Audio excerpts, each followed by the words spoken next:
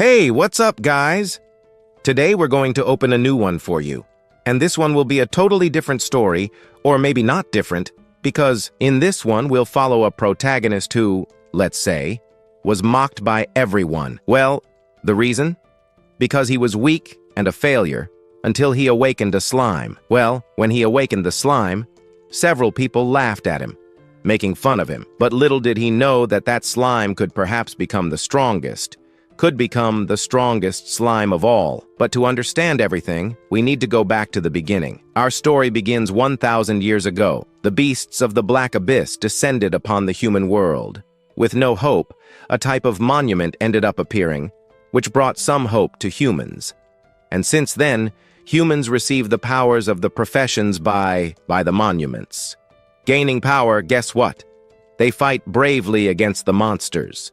But after a good century, the humans became strong, which they managed to make these beasts quickly return to their place, where they came from, thus gaining perhaps the part. From then on, the Russian basically established their capitals and provinces in the places where monuments existed, and the annual ceremonia of work transfer began to select high school students to become the frontline combat force there in the abyss. After all, the beasts are moving in the shadows, and for that, the help of the new students was needed to be able to fight against the monsters. The year was 53 Work Transfer Day at a monument site in the city of Lin Tianhao. But today, everything will be starting. Soon, the monument will randomly assign you the profession based on your individual talent. In other words, you basically were a type of profession where you can be fighting for your life, which you must use this power to protect the Russian. After all, the future of Russian is in their hands. After 18 years of studying day and night, they could practically be awakening their powers. Another one then seized the opportunity, especially because he wanted to gain a combat power. And since, if he gains this power, he will be able to join a guild, and money is what he will earn the most. The other one starts to make fun of him, especially because here in the school where he is, there is only a 50% chance of him getting in or not getting in. While he was making fun of his friend's face, he looks in another direction and finds our protagonist. He calls him Lin, while he commented that he was a bum, especially because here he was sleeping instead of paying attention. However, a failed guy like him deserved to perhaps awaken a rather low class, like a tamer. This is Lin, a very scared guy, especially because here he finally got the day of his job transfer. He even wonders what kind of profession he will be getting, until another one approaches and asks what profession he wants. So, wondering, he ends up answering that he wanted an S-rank skill, and others, upon hearing this, start laughing at him, especially because he was a failure. Last time, he went to take an assessment, and his assessment was basically C-rank, so there's nothing left to do. But judging by this score, he thinks he'll really have a pretty low rating. However, that doesn't change anything. After all, who said that a peasant can't be turning into a phoenix? After all, he's already managed to cross over to another world. And if this happened basically as a miracle, why can't the other one be happening? And he just hopes that a good job will come to him. Hoping to get it, someone ends up calling for Wang Dong, the one who was annoying our protagonist. He asks him to watch, because he'll be getting a great job. And as soon as he says that, he goes towards that stone. And the moment he gets to the stone, he goes there and puts his hand on it. An aura then emerges, and this aura is quite strong. He ends up wondering what kind of power he would get. Maybe a classification, very low or high. But after a while, it is revealed that he has achieved a warrior rank. Everyone ends up being happy about this. Then, the system screen appears in front of him, saying that he has achieved a warrior rank, but it was a C rank. Even though it is a C rank, this is already basically superior to any type of ordinary person. Knowing now that he may have a future, she appears there handing the notebook to that so that he can sign it, since powerful guilds could be wanting him in their guild. He signs it. Then, out of nowhere, some girls appear from the background who were already crazy about the guy. But out of nowhere, he advances and ends up bumping into our protagonist again. He even pretended that our protagonist didn't even exist around here. Like, to him, he was considered trash. So basically, our protagonist didn't deserve to be around here anymore. Out of nowhere, he starts to think that this Wang Dong was a boring guy, especially since he was always picking on him. Now that he has achieved this power, he no longer doubts. However, another background extra appears and comments that he just bumped into his boss, and he didn't even decide to apologize. They then start to get irritated with the protagonist. They even wanted to hit the guy, but he who was happy for today ends up ignoring them. After all, he was trash. Trash could basically be thrown away at any moment. Irritated, they end up leaving. But behind, we find our protagonist, who ends up not believing it. How did a guy like him manage to have such a good ability like that? And then he starts to wonder what kind of ability he's getting. Then, out of nowhere, he raises his hand and only then approaches that rock. As he approaches, he swears to himself that he wants a good ability. After all, if he gets one, he'll be changing. His life will change completely. So then, thinking, he puts his hand forward. After he puts his hand forward, some lightning appears. And after a long time, the lightning starts to intensify. Everyone there opened their mouths because they saw that he would have a good future. After a while, his profession started to appear. It appeared in front of him. And he started to reveal that his profession wasn't all that, but that it was the summoner's skill. The moment he said summoner, everyone there started to laugh at our protagonist. Not only did they laugh, they started to make fun of him because he was trash. But out of nowhere, while everyone was laughing at him and making fun of our protagonist, something started to pop into his head, saying that the host had just been found and would basically be linked to the identity, the seal of the abyss, a talent, a random SSS-level talent that ended up being granted to him. But what about this system? An SS talent. What did that mean? But he was surprised because he got an SSS-level talent. It means that if by chance he got it, plus his level, and reached level 100, he would be getting an SSS skill. However, a card appears in his hand, and the system still comments in his head that his talent was being drawn. After a while, the draw ends, and the classification, and the talent he got was demonic sacrifice. Demonic sacrifice sacrifices the host's maximum HP. It cannot be restored.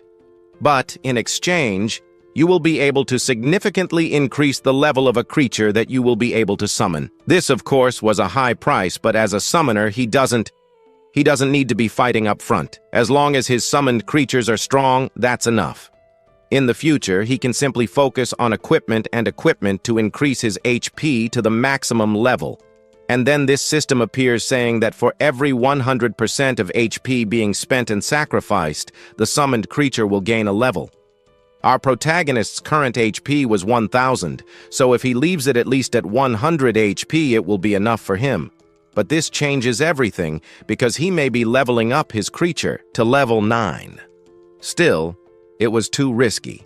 So he shouldn't be leveling up his beast so much.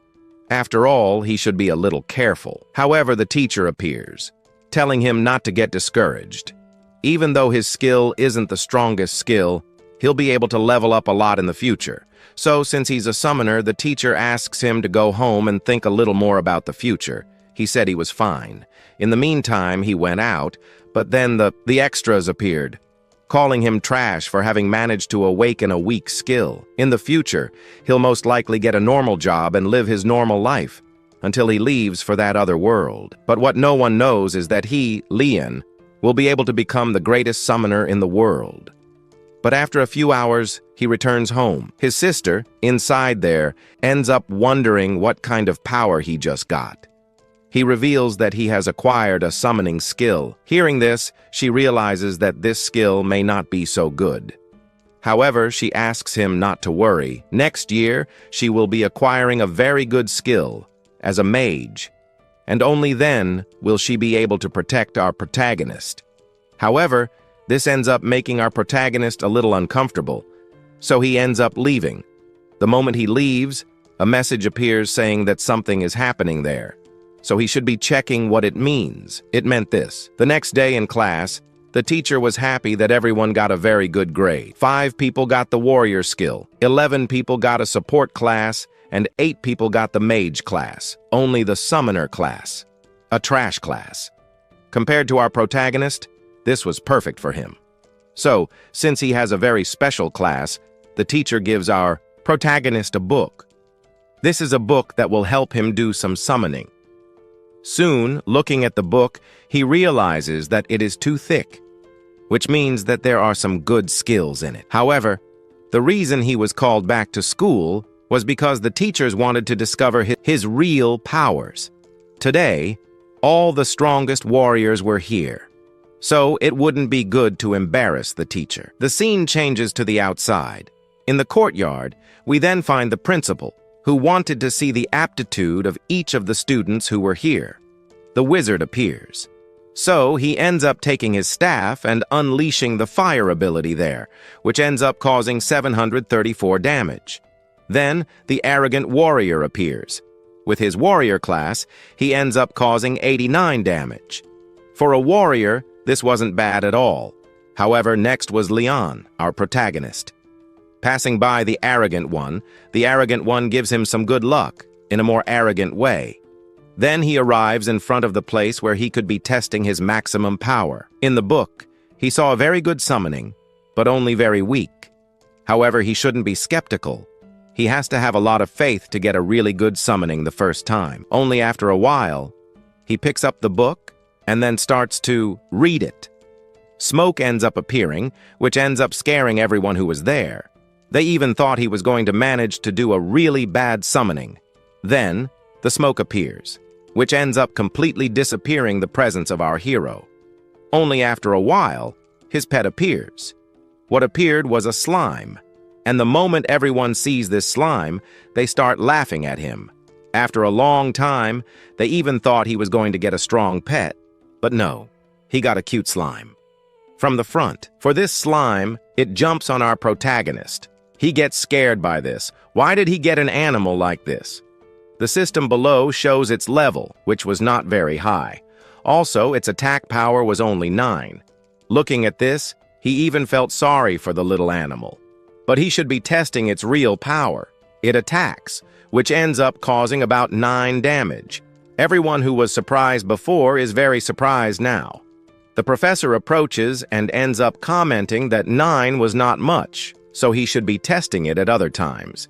However, he wanted to test a new skill he had there. Now would be the special moment to test his SS-rank abyss talent skill, Demonic Sacrifice. After making a sacrifice, the summoned creature will have its level raised quite high. He will only give 200 points to test, and the moment he does this, its HP, which was 1,000, ends up dropping to 800. However, the slime then starts to get a little agitated. Some red energies appear from it. The slime, which was weak, begins to transform. Everyone who was there can't believe it. The slime, which until just now was the weakest thing, begins to transform into a very powerful monster. Our hero understands that this may be a demonized slime. Then the system appears, showing its level. Its level was now level 3. Its attack power was 9, it went up to 120. So knowing this, it asks for it to start its attack. As soon as it asked, the slime ends up jumping. And after it jumps, we see it advancing towards that certain place there, where it attacks there, that ends up increasing its level a little.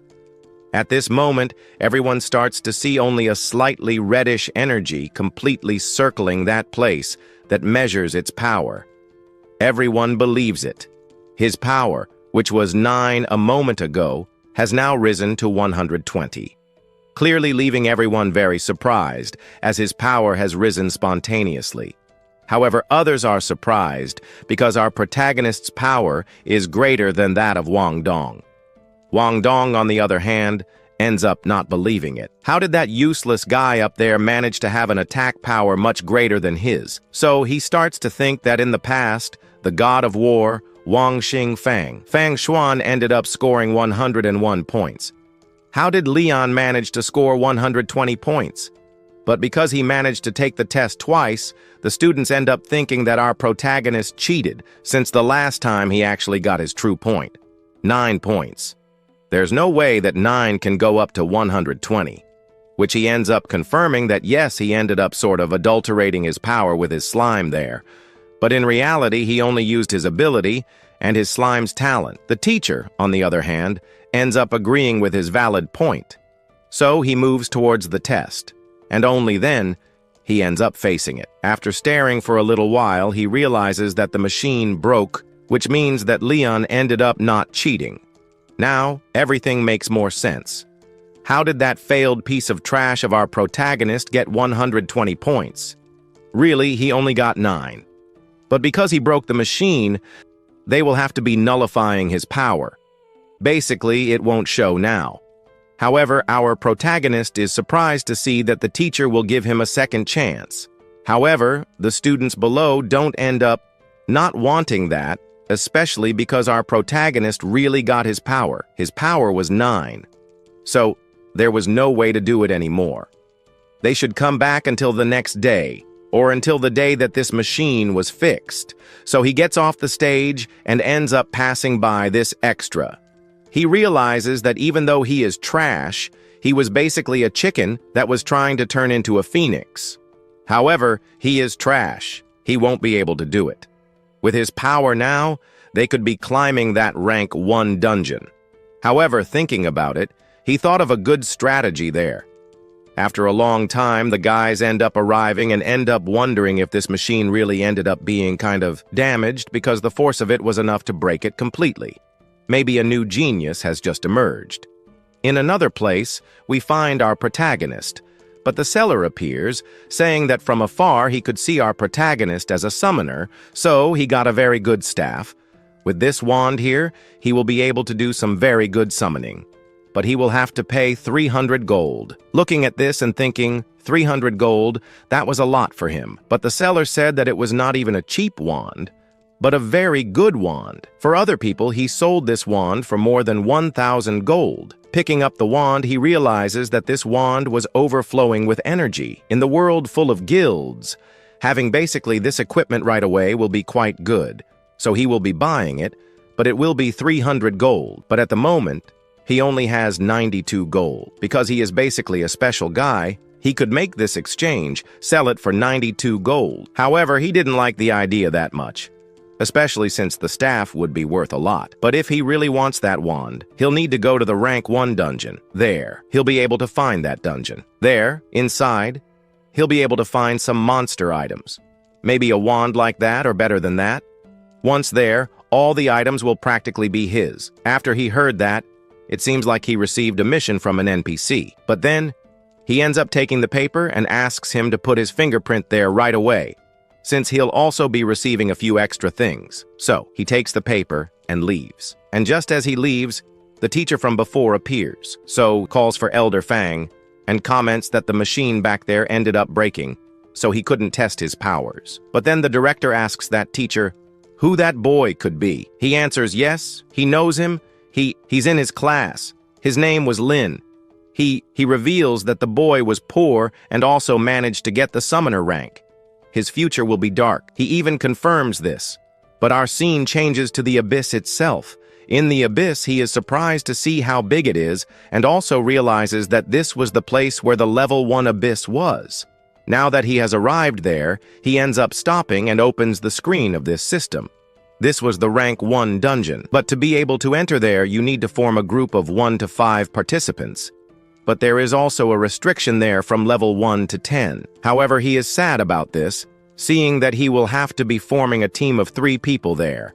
However, if you manage to advance and then reach the end there, you manage to reach the top one, you will be able to receive some good rewards. This reward will be a golden initiate's chest. Having this at the beginning will be quite good. However, competing against those will not be very good. However, some extras appear, saying that maybe this was the guy who got 9 points on his power test. Like good humans, they end up wondering if this loser really wants to enter this level 1 abyss. When they show up, they wonder what our protagonist is doing here. Our protagonist then answers that they should take more care of their own lives.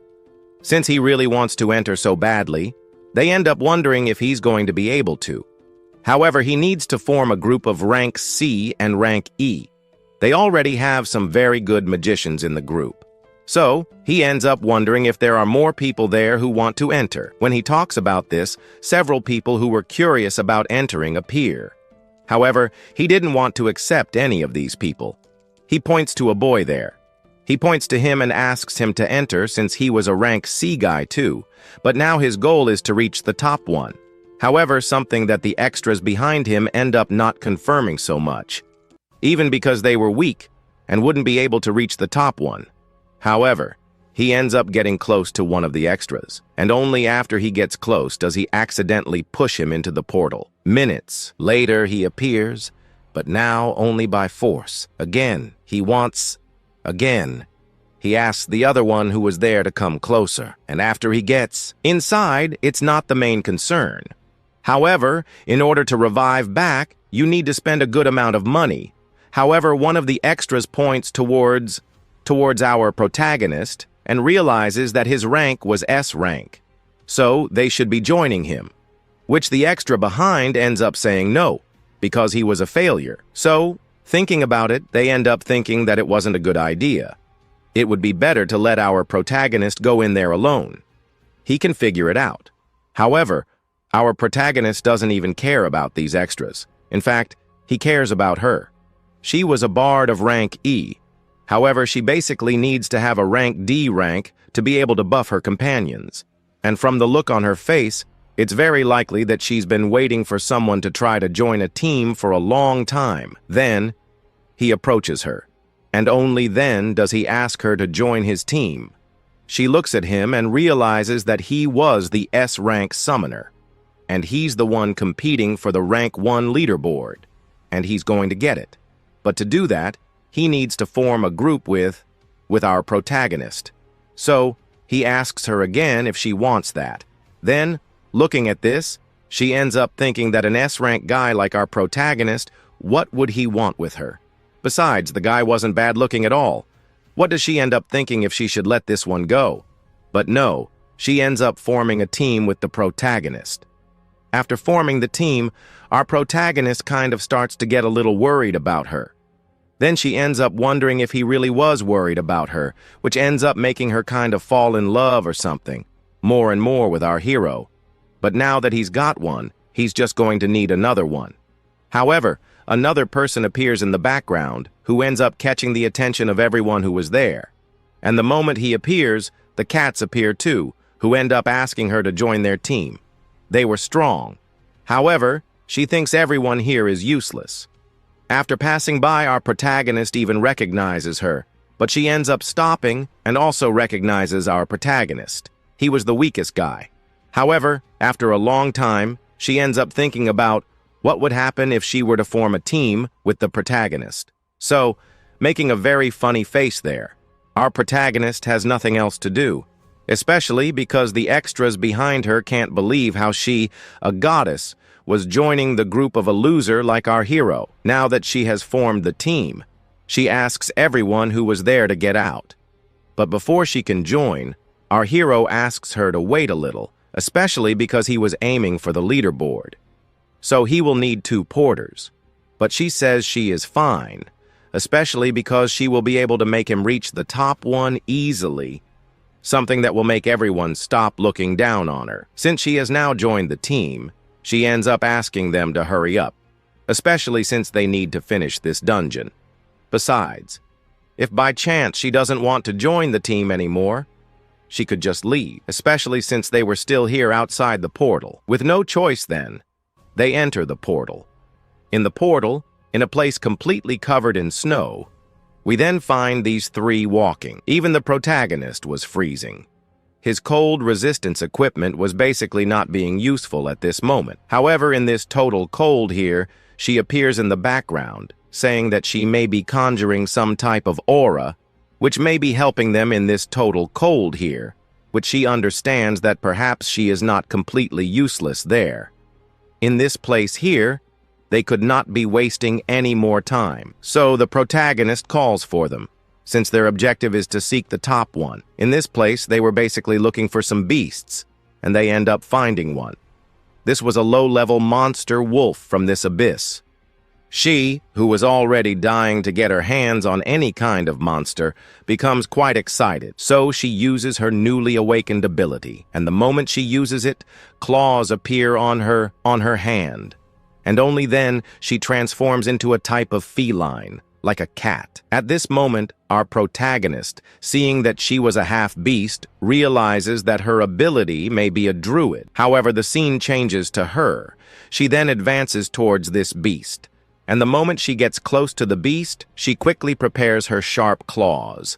And with her sharp claws, she manages to cause 261 damage to the monster. The protagonist only realized that she, when using her claws on the monster, caused it to bleed. She only realizes that she was very strong. Now that she has finished with the monster, she offers the fallen monster to herself. She ends up refusing for the moment because she is quite polite.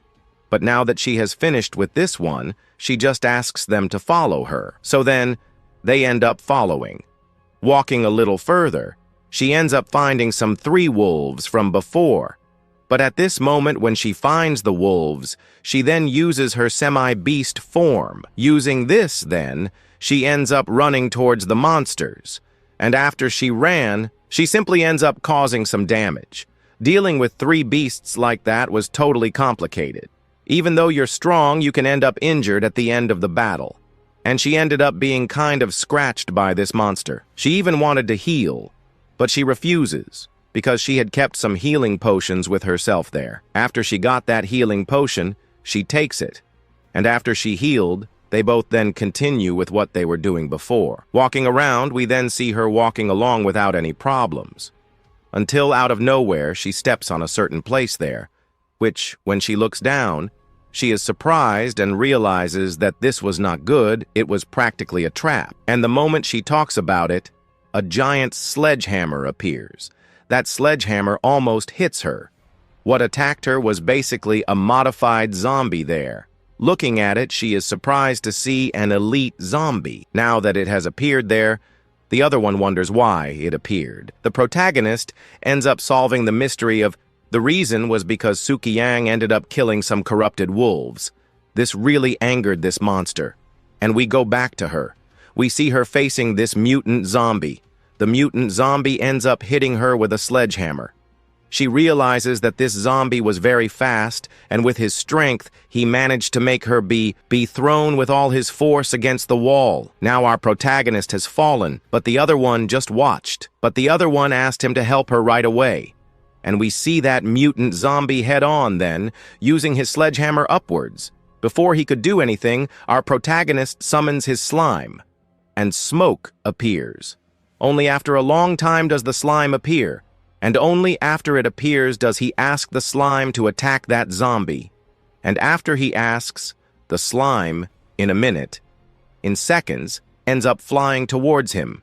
But a mutant zombie doesn't stop there either. He grabs his sledgehammer and comes down on top of her, but before he can catch it, the slime ends up being fast and ends up passing by that sledgehammer. But in the end, the zombie got what he wanted. He ended up hitting the ground. However, he ends up being surprised because when he looks down there, we see that the zombie didn't hit anything. Knowing that Kian was completely injured, he asks her to take her to a safer place. So she listens and ends up leaving. And the moment he leaves, we see the mutant zombie running towards him. Before he can do anything, he just asks the slime to protect him. And the moment he asks, the slime ends up jumping. After he jumps, we see the slime over the head of that mutant zombie. And then he starts using some of his skills. Several red balls end up coming loose from his body, and those red balls end up falling on that modified zombie. The zombie ends up getting kind of irritated by this. But more and more things end up falling on top of him. Angry, he grabs his sledgehammer and ends up chipping away at our slime. Moving away now, he ends up realizing that its defense was very high. Even after causing so much damage, they ended up only managing to cause 50% damage to that monster. However, that slime that was released on top of that mutant zombie ended up kind of melting, which ends up causing more damage to the monster. Realizing this, our protagonist realized that he could have an advantage now. Knowing that he has an advantage, he asks his slime to use a devil's dance there. And the slime, and also the corrosive slime, and he asks it to aim right at that monster's ankle. And so it is done. It ends up running towards its ankle, and only after it asked, it advances and ends up managing to land a blow right there on its ankle. After landing that blow, we then see the mutant zombie lying there on the ground. It could no longer get up. While back there, we find her healing her other companion. As she turned to the protagonist, at the same time she realized that the guy was very strong. He knew one thing now, that this zombie's defense was much weaker in its body, in the lower parts of its body. So knowing this, he asks it to attack those parts. And at this moment, the slime jumps up and once again releases its red slime towards the weakest points of this monster. Only after it does this, we see the slime, let's say, corroding everything. After it corrodes, the system appears saying that he managed to defeat the monster, leveling up. Looking now at all the points he earned, he is even surprised. Maybe it was because he managed to defeat these monsters, this elite level monster. Looking at him now, we see both surprises, because he saw that our protagonist had a summoner classification, but summoners are always strong, or really. The summoner, our protagonist, is the strongest here of all, because his power can easily defeat elite monsters. Now that he has defeated the monster, he approaches King, and only then does he ask if she was okay. She said she only had a few injuries there, nothing too serious. However, the other one, who was healing her, asked her to wait. Her healing song power was very low. They should stop and wait a little so she could recover more. But that was it. She was already anxious to fight other monsters, and asked her not to waste time here. Besides, she couldn't stay still. However, the protagonist has a strong argument. If by chance she advances and dies, how will they be able to reach the top one? And after talking about this, she falls. But our protagonist holds her. Knowing that he has a good spot, they should be resting. After all, on the map there, she managed to see a good cave for them to rest. After a long time, we found a cave, but a glow was coming from it. A little further ahead, we then found the protagonist and his entire group resting. Looking at the other one who was healing our Kiandi, he ends up being kind of surprised to see that she fell asleep in the blink of an eye. However, our protagonist should also rest a little, which he ends up refusing, as he had to go out to look for some important things out there. But before she leaves, she ends up thanking our protagonist. And after a long time, our protagonist realized that this knobbed tsundere was really confused, but had such an honest heart. After a while, he leaves the cave and realizes that after fighting that monster, he managed to level up a lot. Now that his attributes have increased a lot, he ends up wanting to spend some HP points there to increase the level of his pet. After he defeated that monster, he ended up gaining about 400 HP, which ended up increasing to 1200. So he could be using some of those points to increase the level of his pet as well. But he also needs to be able to find another way to increase his HP as quickly as possible. After he used some points, the HP points he had there go back to 800. But after he did that, his pet ended up leveling up to level 7. His stats have changed completely, from worse to better. Now that he has leveled up his power level a lot, he wanted to test his real power now. Only then does he ask to advance. And after he is ahead, he ends up calling our pet and using a clone skill. Looking now at his clone that was cloned, he realizes that his HP was very low, and maybe this wouldn't be worth it. But he wonders how long these clones of his would last. After asking this question, the slime shows a counter above his head. 3 minutes. He wonders why he has to wait 3 minutes, but he is also happy to see that he can use this for more than 3 minutes. However, he hears a scream. It came from inside the cave. He is frightened by this. Scared then, he starts running towards the cave. And the moment he gets inside, he sees a gigantic monster, which looks towards the two. Before he can do anything, he appears with his slime and asks it to use a skill towards the monster to attack it. And so it does. It attacks. but its attack power ends up only causing 25 damage to it. But that wasn't enough. So he asks his slime to use other forms, and after using another form, several red drops of slime went towards the monster. But the monster quickly dodges and goes towards the slime. After getting close, it ends up causing damage to it. And only after causing this damage, the slime is thrown back. But being thrown back, the unknown monster goes towards this slime. Getting close again, it punches it. And after landing the punch, it throws another one and ends up making a kind of line until outside that cave. Knowing that he can't win with this strategy, he asks it to use the other one, the one of attacking the ankle. However, the rabbit was very fast. It managed to escape from the slime very easily, and the slime couldn't reach him either.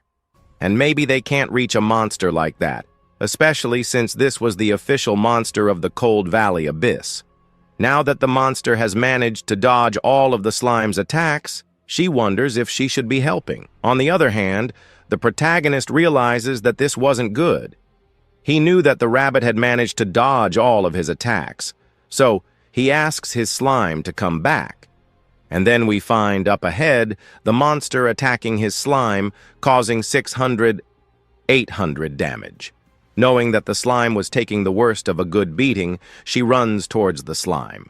She needed to help, but Kian asks her to wait. However, she doesn't listen. She moves forward. She picks up a piece of rock and throws it at the monster rabbit's head. What she wanted ends up happening. To attract attention. After attracting attention, the monster turns towards her. She ends up getting scared because now she wouldn't be able to do anything else. Knowing that she wouldn't be able to do anything else, she then takes something from her bag. And only then, she takes that thing and throws it towards the monster. What she threw was a carrot. The monster, who until now was an extremely threatening monster, turns into something cute and starts to devour that carrot. And everyone, looking at this, is surprised to realize that the monster wasn't angry. He was just hungry. After eating that carrot, he gets angry again and starts to turn towards the group. She, knowing this, takes the carrots that were there, ends up throwing them back, and the rabbit just runs away. However, she knew that she needed to do something to take him down. So, he asks her to guide this monster into the cave. But he also had another strategy. He asks her to. She threw her bag to Kian. She wonders why. But she doesn't even think. She throws the bag towards Kian. After Kian saw this, he ends up grabbing the bag. The monster was fast. So she ends up transforming into her semi-beast form and asks this monster to follow her. And he ends up following her. After he follows, we see the protagonist saying that with this now, he will be able to kill a monster like that. However, the rabbit, which was now completely caked, transforms into something quite threatening. But she realizes that things were getting too fast, so she turns to Lian and wonders what she could be doing now. So he points towards the cave and asks her to guide him inside, so she ends up obeying. She then starts to run as fast as possible inside, which the rabbit also ends up running after her. However, she ends up reaching a kind of dead end. With no way out now, we then see her turning back. After turning around, she quickly turns to the right side, managing to escape quickly. But out of nowhere, we then see a rock falling over the rabbit's head. Now knowing that everything was ready, he calls for his slime and asks it to attack, since now was the right time. The slime then gets up and goes towards the beast and starts throwing several red slimes towards it. After seeing the slime attacking him, we then see our protagonist becoming happy, especially because this slime fell into his trap. The slime then ended up doing what he wanted so much. We then see the rabbit completely scared and surprised to see because he saw that the slime ended up multiplying in two. The rabbit, scared by this, turns around and finds a slime. But this slime was a little bigger than the other one. After a while, we see some damage being done there. He gets what he wanted so much.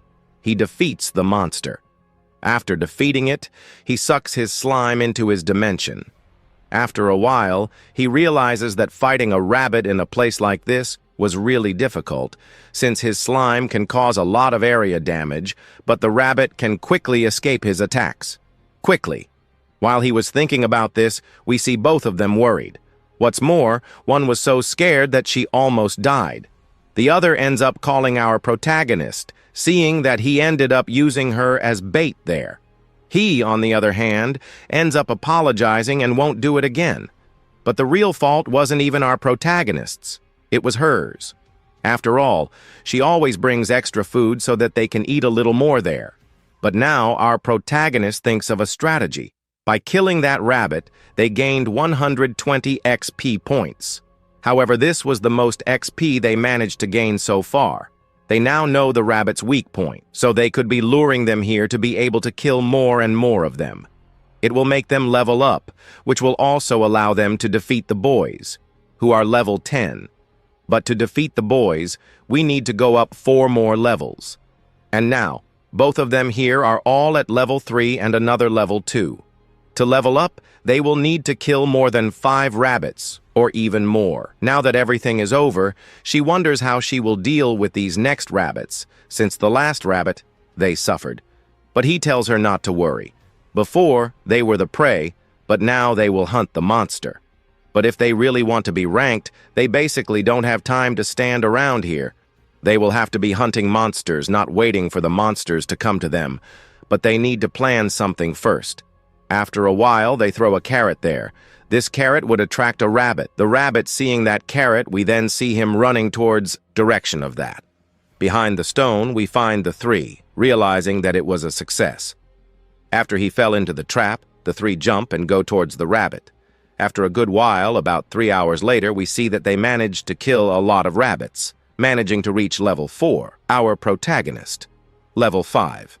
But now, the system screen shows there that they were in this dungeon for 5 hours, which means that in 5 hours they managed to reach level 4. They are surprised by this, but she ends up being kind of happy because they really managed to level up a lot, since before they basically needed Fang's help to clear all of this. But now that they managed to do this, they could perhaps be breaking some records. But she says no. After all, the boys won't be appearing so easily for them. Then we see the protagonist saying that this was true. And according to Sergei, the boss was a zombie leader who commands the corrupted wolves and undead to attack him. Particularly, taking him down won't be difficult. And with their current situation, it would take them approximately 2 hours to get here. Knowing that they will need to face powerful monsters, they need to stop for a while to rest. So, they enter the cave. Inside the cave, the protagonist only looks at his stats. His HP ended up not increasing much. He needed to find a way to get out of here this way, to get more HP. Also, he ends up realizing that he didn't get any new skills either. Knowing this, he at least hopes that the boys won't be that difficult to be defeated. However, he hears a noise outside, which scares everyone. Scared, everyone retreats and goes outside. At this moment, they see a horse, like a unicorn, standing there in the air. Our protagonist wonders what this means. They are surprised to see that this was the unicorn, the real unicorn. However, he really got lucky today, as he managed to find a secret boys. So if he defeats this, he will be able to become much stronger. So he calls for his slime. The slime appears and asks him to attack. But the unicorn, seeing the protagonist acting, ends up using his magic. However, it ends up controlling his mind. Our protagonist ends up finding this too beautiful and starts to advance. However, he advances towards the cliff. Before he can do anything, his slime, which was there, ends up biting his leg to get his attention. Feeling this pain, our protagonist finally wakes up to reality and wonders what was happening here. And that's it, right? The unicorn there not only controls our protagonist, but also controls the 2 of them. They both think it's very beautiful. However, they knew it was very dangerous to stay there. The protagonist, seeing this, quickly runs towards her along with his slime and ends up capturing her, pushing her to another one. Behind a rock now, they start to comment on the ability of that monster. Behind the rock now, they don't believe it. Why was the unicorn here? There was only one boss in the Frozen Valley. Why are there two here? However, our protagonist ends up revealing that the reason for this boss being here is simple. They killed a lot of monster rabbits around here. And this unicorn is the monster that defends life. And they killed a lot of rabbits, and he's here to get revenge. However, she ends up wondering, they ended up killing a lot of zombies before, a lot of zombie wolves. But nothing happened. Why did this happen now with the death of the rabbits? And to do so, she reveals that yes, originally, they needed to follow and defeat the monsters along the way, so that they could reach the abyss and be able to pass through it and level up. But for that, it was necessary. It was necessary to defeat the leader of the zombies. But who would have thought that the monster stronger than the leader of the zombies was here? They would most likely die today. But the other, hearing this, even starts to cry. However, the protagonist, seeing this, ends up telling her not to worry. They were unfortunately marked by that unicorn. However, he asks her not to worry, especially since he will be dealing with this boss alone. Furthermore, the creature's boss was very powerful, and he can't let her get hurt, until he stands up and starts saying that it was just a boss and just a unicorn. Why should she be afraid? She then now feels like it, and ends up thanking our protagonist. However, the unicorn activates its ability again. However, they, on the other hand, end up honing their abilities more and more to become stronger. However, the unicorn activates its another ability of its own and starts running towards them. Our protagonist asks them to separate. And the moment he says this, the unicorn ends up jumping and ends up causing a lot of damage on the ground. And the moment it falls to the ground, we see rocks rising up. The next moment, the unicorn uses its ability to read minds.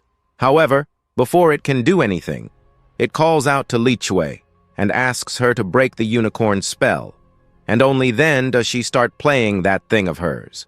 After playing for a while, we see it heading towards the unicorn. The unicorn almost falls asleep, but wakes up and gets angry with her, and gets very angry with her.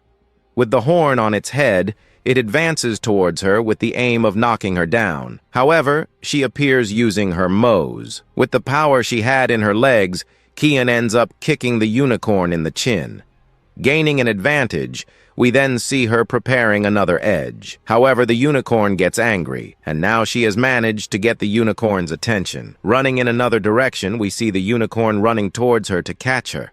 With its horn, it tries to hurt her, but the horn was small and can't hurt her, so she jumps up. She even thought that being up here, she would be completely fine and safe. But out of nowhere, up high, we see the unicorn jumping with her. The protagonist calls out to Kian and asks her to be careful. Well, our story continues where it left off. That unicorn ended up jumping and ended up catching her. She can't believe it. Seeing this whole situation, the other one appears, calls for her, and worries, because she ended up being caught and injured by that unicorn. Fallen to the ground, we then see the unicorn above her. However, she is currently being taken care of by another healer from our team. However, our protagonist, who watched all this, doesn't like what just happened so much. He gets angry. He knew he made a mistake. His mistake was not paying more attention to the fight, which ended up happening in this whole situation. So, he calls for his slime and also gives it an extra upgrade, reaching some pretty high points. And at this moment, when it reached this level, we then see the slime all happy. And only later, we see it acting towards the unicorn, but this same unicorn there was fast. It felt the pressure of our protagonist's slime, so like that, it turns around. And at the point where he turned around, he found the slime behind him. But now it was too late. Our slime ended up filling his mouth with something, and only then did he prepare a new kind of attack. Because the blow he ended up throwing was a very powerful spit, because it managed to hit the unicorn. The two of them watching this thought it was incredible. This was the secret boss, the unicorn. And maybe he was subdued with a single blow. What they didn't know is that the unicorn was afraid of attacks with the dark attribute and didn't expect our protagonist's demonized slime to be able to contain it. However, even with all that attacking, our protagonist still knew that this fight here was probably not over yet. So he asked his slime to continue attacking our unicorn. And his request ended up being accepted by the unicorn, because he then started throwing several slimes towards our unicorn. All of his blows ended up being caught by the unicorn. He felt all the power, and he knew that the slime was powerful. Then the unicorn starts running in another direction. They realize this, that the unicorn has now decided to run away from them. Our protagonist, with a somewhat serious and determined look, knew that he would not let this unicorn escape by running away so easily. So he asks it to use the demonic dance. And at this moment, when he asks our slime to do this, it ends up complying again. And again, then it ends up turning into a slime. And now that it has turned into this slime, we see our slime getting ready. And after it has prepared itself, it jumps. After making its jump, it goes towards the unicorn that was flying. And incredible as it may seem, its speed, even though it was the slime, was high, because it managed to keep up with the speed of this unicorn. And as soon as it managed to keep up with the speed of the unicorn, we see the two of them facing each other face to face. After facing off just for a little while, our hero's slime ends up making its next attack. And this attack ends up getting close to him. And after he arrived, he ends up being caught in the attack of our protagonist's slime. And after he was caught, on the other hand, our protagonist only thanks him, because our slime ended up doing that beautiful attack. Only with this attack, then, the slime managed to make its final move. And with that, he managed to knock that unicorn and everything he had down there on the ground. And after he knocked it to the ground, we then see only smoke emerging from there. And on the ground, we then find the unicorn all fallen. But he still didn't give up, because in the middle of the smoke that was dissipating, we find the unicorn standing up. And the moment our dear unicorn stands up, he ends up activating his ability to control anyone's mind. And at this moment that he was being controlled, our protagonist covered his ears and at the same time asked her to stay firm. She, on the other hand, competed with that. But while the unicorn was controlling, on the other side, we found our protagonist's slime, who had been watching this whole mess all this time. And at that moment, he asks him to use one of his abilities so that they can get out of this situation. And at that moment when he asked, the slime ends up accepting our protagonist's idea again. So, at that moment, he advances, and our unicorn also ends up advancing. Only then, after a while, the two collide. And after colliding, the unicorn's horn ended up opening an opening in our slime. But our slime knew that if he were caught by that, it would be very bad for him in this situation. So he uses his cloning. So he splits himself in two. The unicorn then just faces the two at that moment. However, he knew that now the fight would be a huge disadvantage for our unicorn. And of course, knowing this option then, he knew that he could be avoiding this. So, to do that, he uses his regeneration ability. And now, to make matters worse, a minute countdown appears above our protagonist, which was only at 2 minutes and 59 seconds. If it goes to 0, this boss that just appeared here will disappear. So he needs to hurry up a little bit more so he can kill this unicorn as quickly as possible, otherwise he will miss it. However, while he was talking about this, that unicorn ends up using its paw to weigh down on the head of our hero's slime. But the slime he ended up stepping on turned out not to be the real slime. The real slime was already on top of the unicorn. There, he was on top preparing one of his abilities. And only after he prepared it, he falls on top of the unicorn. The unicorn then quickly turns to the side and ends up finding our slime there, preparing a blow to hit him squarely. And after preparing this blow, he finally lets go and hits the unicorn squarely, causing the unicorn to fly a little forward. And only after he got all this right, we see the happy face on our slime. But our unicorn's face wasn't so happy. He was angry at the same time, already angry with the whole situation that was happening around him. He wanted to end it as soon as possible. But the blow that our dear slime gave him on the head was basically the fatal blow. Like, it was the blow to put an end to him. But the unicorn didn't want to lose the fight so quickly. And because he had suffered fatal damage, he ended up going into rage mode. And for that, it wasn't good. The unicorn, at this moment, is getting crazier and crazier. And knowing that he was going crazy, a little bit crazier, he asks his slime to leave. And the slime, after hearing his master asking him to leave, ends up accepting the idea. He jumps off our unicorn.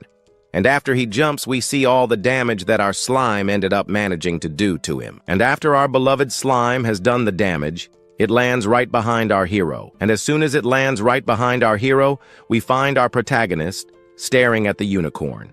But the unicorn ends up staring at our protagonist too. Looking closer now, he realizes that our protagonist was strong, and our hero also realizes that he was already quite injured. He wonders if by chance this unicorn is continuing. So, at this moment, he wonders why this unicorn also stopped out of nowhere. So he thought of something that could be happening behind all that purple liquid that was falling from the unicorn. A green thing ends up emerging from it. Meanwhile, she appears, wondering what our Lin Tianhao was doing. She was supposed to be giving the final blow to this monster, but since he doesn't want to give the final blow to the unicorn, she will be doing him that favor. But the other one also appears, who will also be helping her to give this final blow to the monster. However, our protagonist only asks for the two of them to wait. She, on the other hand, ends up not accepting the idea because she uses her most powerful claw along with her fast movement, getting as close as possible to this unicorn. And as soon as she arrives, our hero just stares at the whole situation with his eyes wide open. He is in for a surprise, because she managed to land her attack. And after she landed her attack, she managed to knock down this unicorn. And also, for having knocked it down, she got a pretty good crystal. She is happy about that. However, while she was feeling sad about that, we then see the unicorn fallen on the ground. But the unicorn was crying. The same one who knocked down the unicorn just now ends up getting scared by this and takes a few steps back. And only later, she ends up being kind of surprised by something there. This unicorn itself was not crying. Partly it was, but at the same time it was also laughing at their faces. And only after it was laughing with its scared face about that, we then see a gigantic light emerging from the place where our protagonist's group was. But that light also came with an extremely loud sound. The sound was very sharp, leaving the group, our hero's group, all stunned. They couldn't do anything. The only thing they could do was cover their ears. Even the rocks that were behind the mountain ended up coming loose. And one of those rocks that was falling there goes towards a certain person. That certain person was our protagonist. He knew he was going to be caught by this. But before he could be caught, he called for our slime. And our slime, as quickly as possible, appeared right there next to our hero and managed to use another form. And with that, it managed to protect our protagonist. But even though she was protecting him, that rock was very big. However, that rock wasn't much to her, because with her slime, which to her seems more like acid, she quickly managed to break up that rock that fell on top of her, turning that giant rock into a tiny rock. And with that, our protagonist is surprised to see that she wasn't weak at all. However, one thing here wasn't right. He realizes that some things were wrong, and he knew that other rocks would fall around there. So he shouts for his group to come closer to him, because it was dangerous to be too far away from our hero. And with that said, we find a rock falling near her. She gets scared. And on the other hand, we also find our other one, who ends up seeing another rock flying towards her. Of course, she was going to get caught, but with her quick movements and her cat claws, she quickly manages to cut those rocks into tiny pieces. But it wasn't over yet, because there were other rocks falling. However, she uses her movement that gave her a huge advantage, managing to dodge all the rocks that were falling on top of her. But after a while, she gets as close to our hero as possible, and our protagonist's slime then protected her entire group from those rocks that kept falling one after the other. Now safe, she wondered what was happening, And for that, our protagonist had an answer. He ends up commenting that the protection of that area ended up dying, and the magical power began to dissipate. And for him, that thing was very bad. While he was thinking about it, he notices something very bad happening. He looks in another direction, and in that direction, he finds the unicorn all fallen on the ground. But above the unicorn, a very large rock appeared. But before that rock could hit our unicorn, our protagonist appeared shouting for his slime to do something and protect our unicorn. And so it did. Our slime quickly managed to multiply itself and managed to make a small slime fly in another direction, and that direction was the rock that fell on top of our unicorn. And after a while, that small slime managed to reach the rock, and with its quick movement and its acidic slime, our slime managed to destroy that entire rock. And after it destroyed it, we found our slime all happy. However, our slime still knew that it wasn't over because we saw that our unicorn still didn't want to give up the fight. So, at that moment, our slime realized that something else was happening. Other rocks, a little bigger, let's say, ended up falling. But this one also fell on top of it. So, in order not to die along with the unicorn, it used a type of area protection. And with this area of protection, she manages to protect the unicorn and herself from some other rocks, which were, by the way, very large, that were falling on top of her. And after she protected herself, we also see the unicorn below. And, well, after the unicorn was practically erased from existence, it ends up falling onto a puddle of something purple. Her group celebrates seeing that the stones had stopped falling on them. So they should be heading over there to be observing what was happening more closely now. She and her group end up thinking, and our protagonist thinks along with them, and so they might be thinking about advancing. The other one, on the other hand, ends up wondering how this could have been happening. Advancing a little then, they end up approaching the unicorn. On the ground, they realize that this thing coming out of the unicorn was its blood, and it seems that its blood has the ability to be healing the earth. And it seems that, upon coming into contact with the earth began to revive, bringing back the crops that existed there.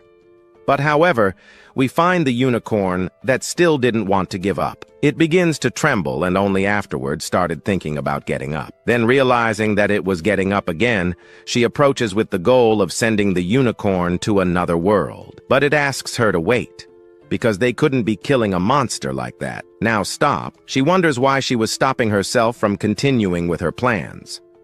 Next, she calls out to Lin Tianhao and wonders what he meant by all of this by trying to stop her. The other one, from our hero's group, also ends up asking her to wait.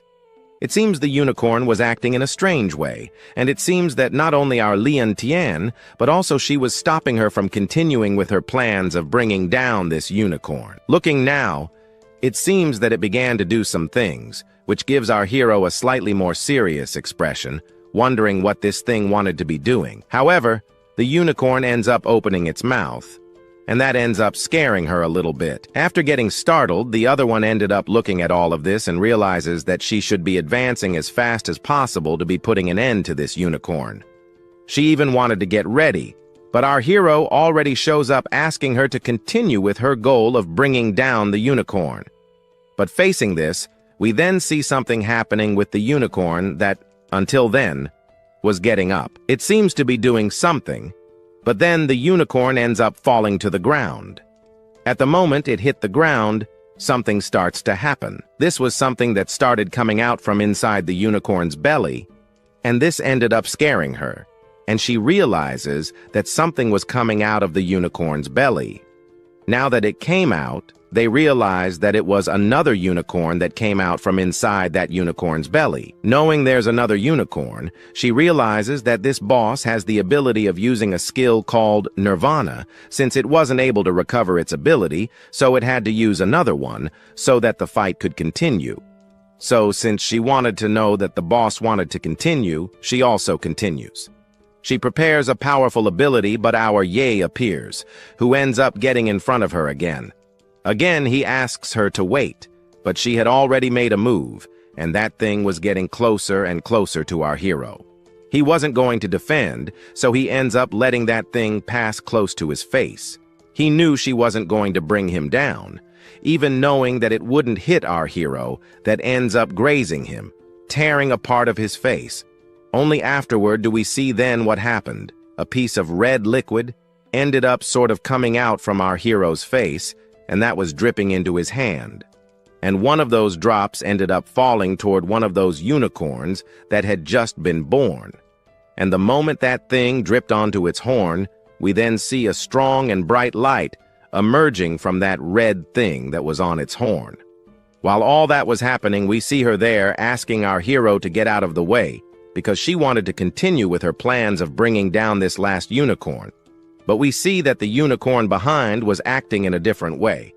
But it seems like a voice saying that a living bound contract had sort of been succeeded. Hearing this voice, she is surprised, opening her mouth. The other one, on the other hand, is also surprised, and also our hero, who just heard all of this, turns around quickly. Then he tries to see what was happening behind him, and behind him we then see a glow that it came from the ground, where the purple liquid from before was. But that thing ended up floating, and that thing that floated went towards our protagonist, who was standing still, and that thing goes towards him, up to his forehead. And as soon as it hit his forehead, we see a glow focused on just one point, and after that point was focused, it disappears. Then, our hero's system screen appears, and it explains that this is the status of the unicorn of the abyss of the Valley of Cold, which is still level 1, health 600, and an attack power of 15. We see him by surprise, but his ability is also quite surprising. It is the soul-purifying song. And so our hero, after seeing this system screen, ends up being kind of sent to a kind of dimension. In this dimension, he only finds our unicorn fallen on the ground, while a glow of it emerges from it there. And from the beginning, he knew, seeing her reaction now, that she was basically trying to protect her baby in her belly. But he didn't expect that the baby he was protecting just now was this unicorn. Looking at the unicorn now, he opens the system screen. After all this, then, he is happy. He ends up kind of ignoring everything that happened, because now he has a second beast, a second summoned beast. His group, outside the system, ends up wondering what happened, and also where that unicorn was. While they were wondering about this, out of nowhere, everything starts to shake, and an extremely loud glow comes from the mother of that unicorn that our hero just caught. After all this, she asks him to look ahead, more specifically, at the ground, because the ground started to crack. And then we see the ground cracking all over, so they couldn't stay there any longer, so the only choice was to run.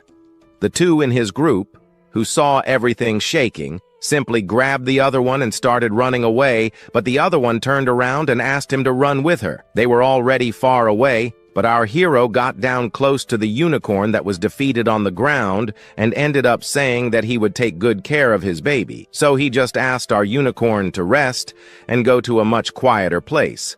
And after he said that, we saw the unicorn that was there disappear. At the same time, we saw that the ground was completely cracking, and they no longer had any escape point. Even our slime got a little scared when she saw these things happening. But our hero didn't care about anything that was happening around him, since he defeated one of the bosses of the abyss of the Cold Valley, also earning a reward.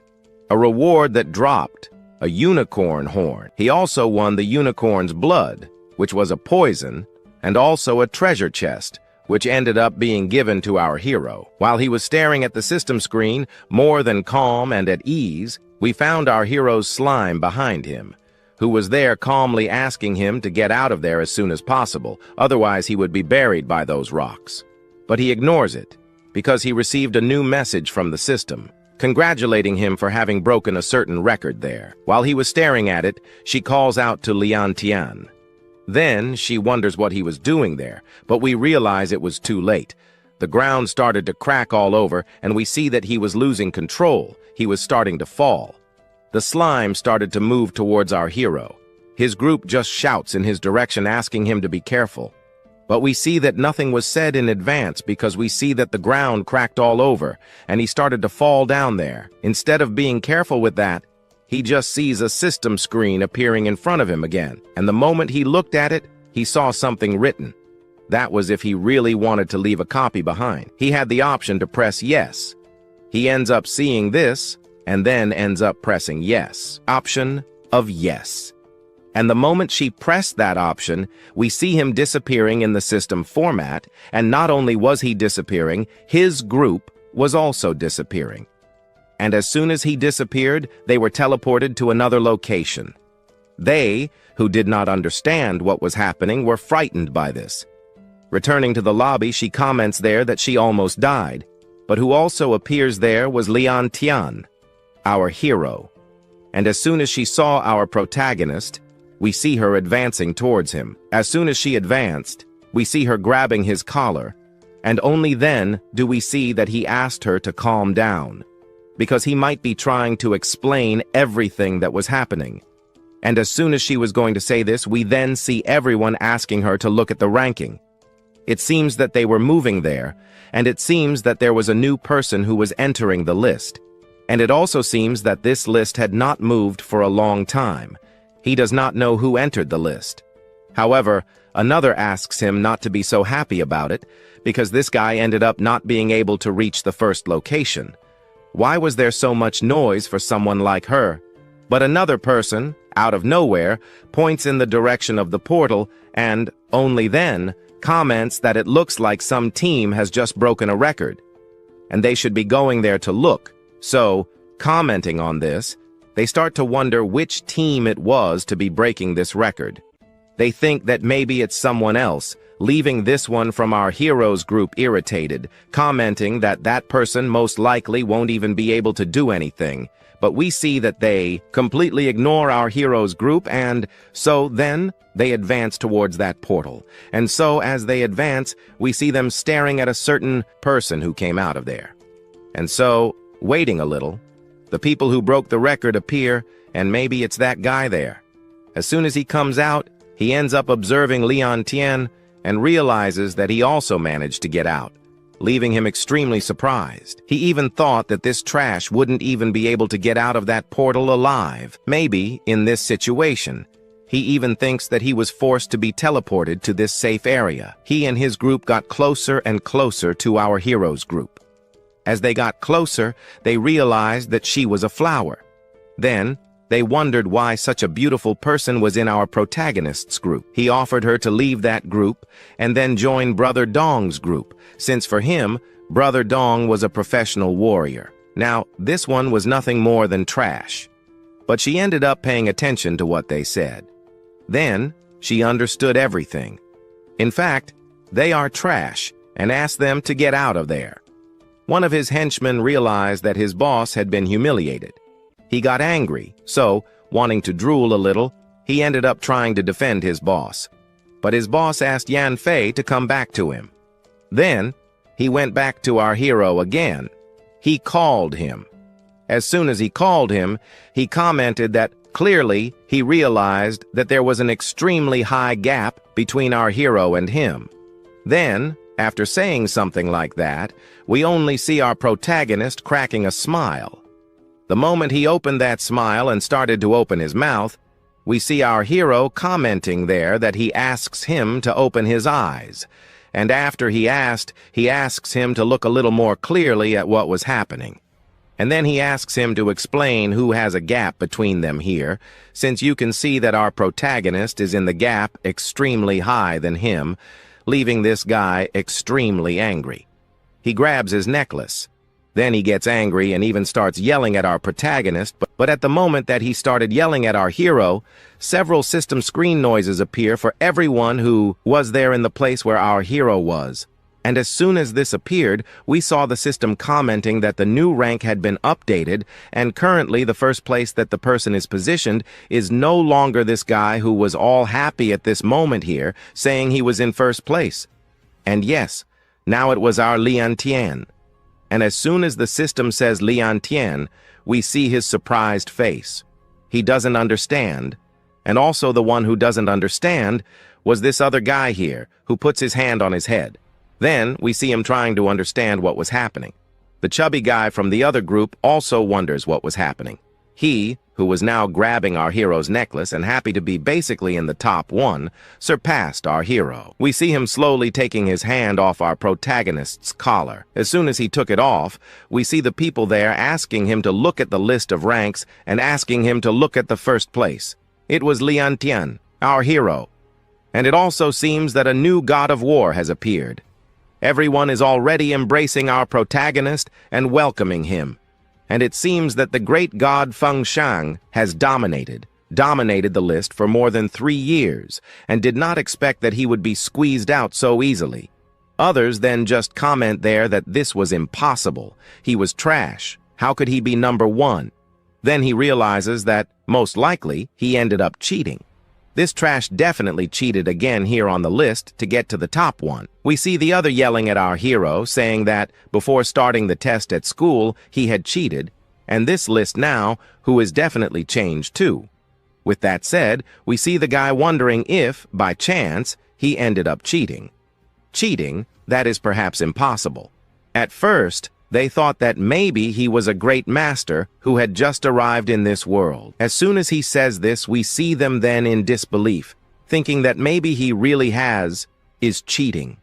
All happy, we then see him opening his mouth and ending up turning around quickly and ending up closing it faster than he was thinking. And so he is surprised because the people who appeared there were basically not just a few people, and they were not low-ranking, since this was the virtual benefactor who had the abyssal class.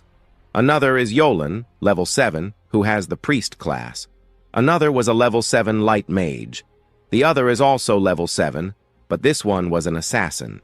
And finally, the strongest guy, the level 9, had a swordsman class with a golden sacred sword title. And as soon as he gets there, the people who were there recognize him. He was already a guy who was part of a family called the Mulong family, and they end up being kind of surprised by the aura the boy had, because just by passing by him, they felt that the guys were extremely powerful. So, our protagonist also looks at him and realizes that the Mulong family, he is a very old name, but he knows it, and each one of them has a high-ranking title.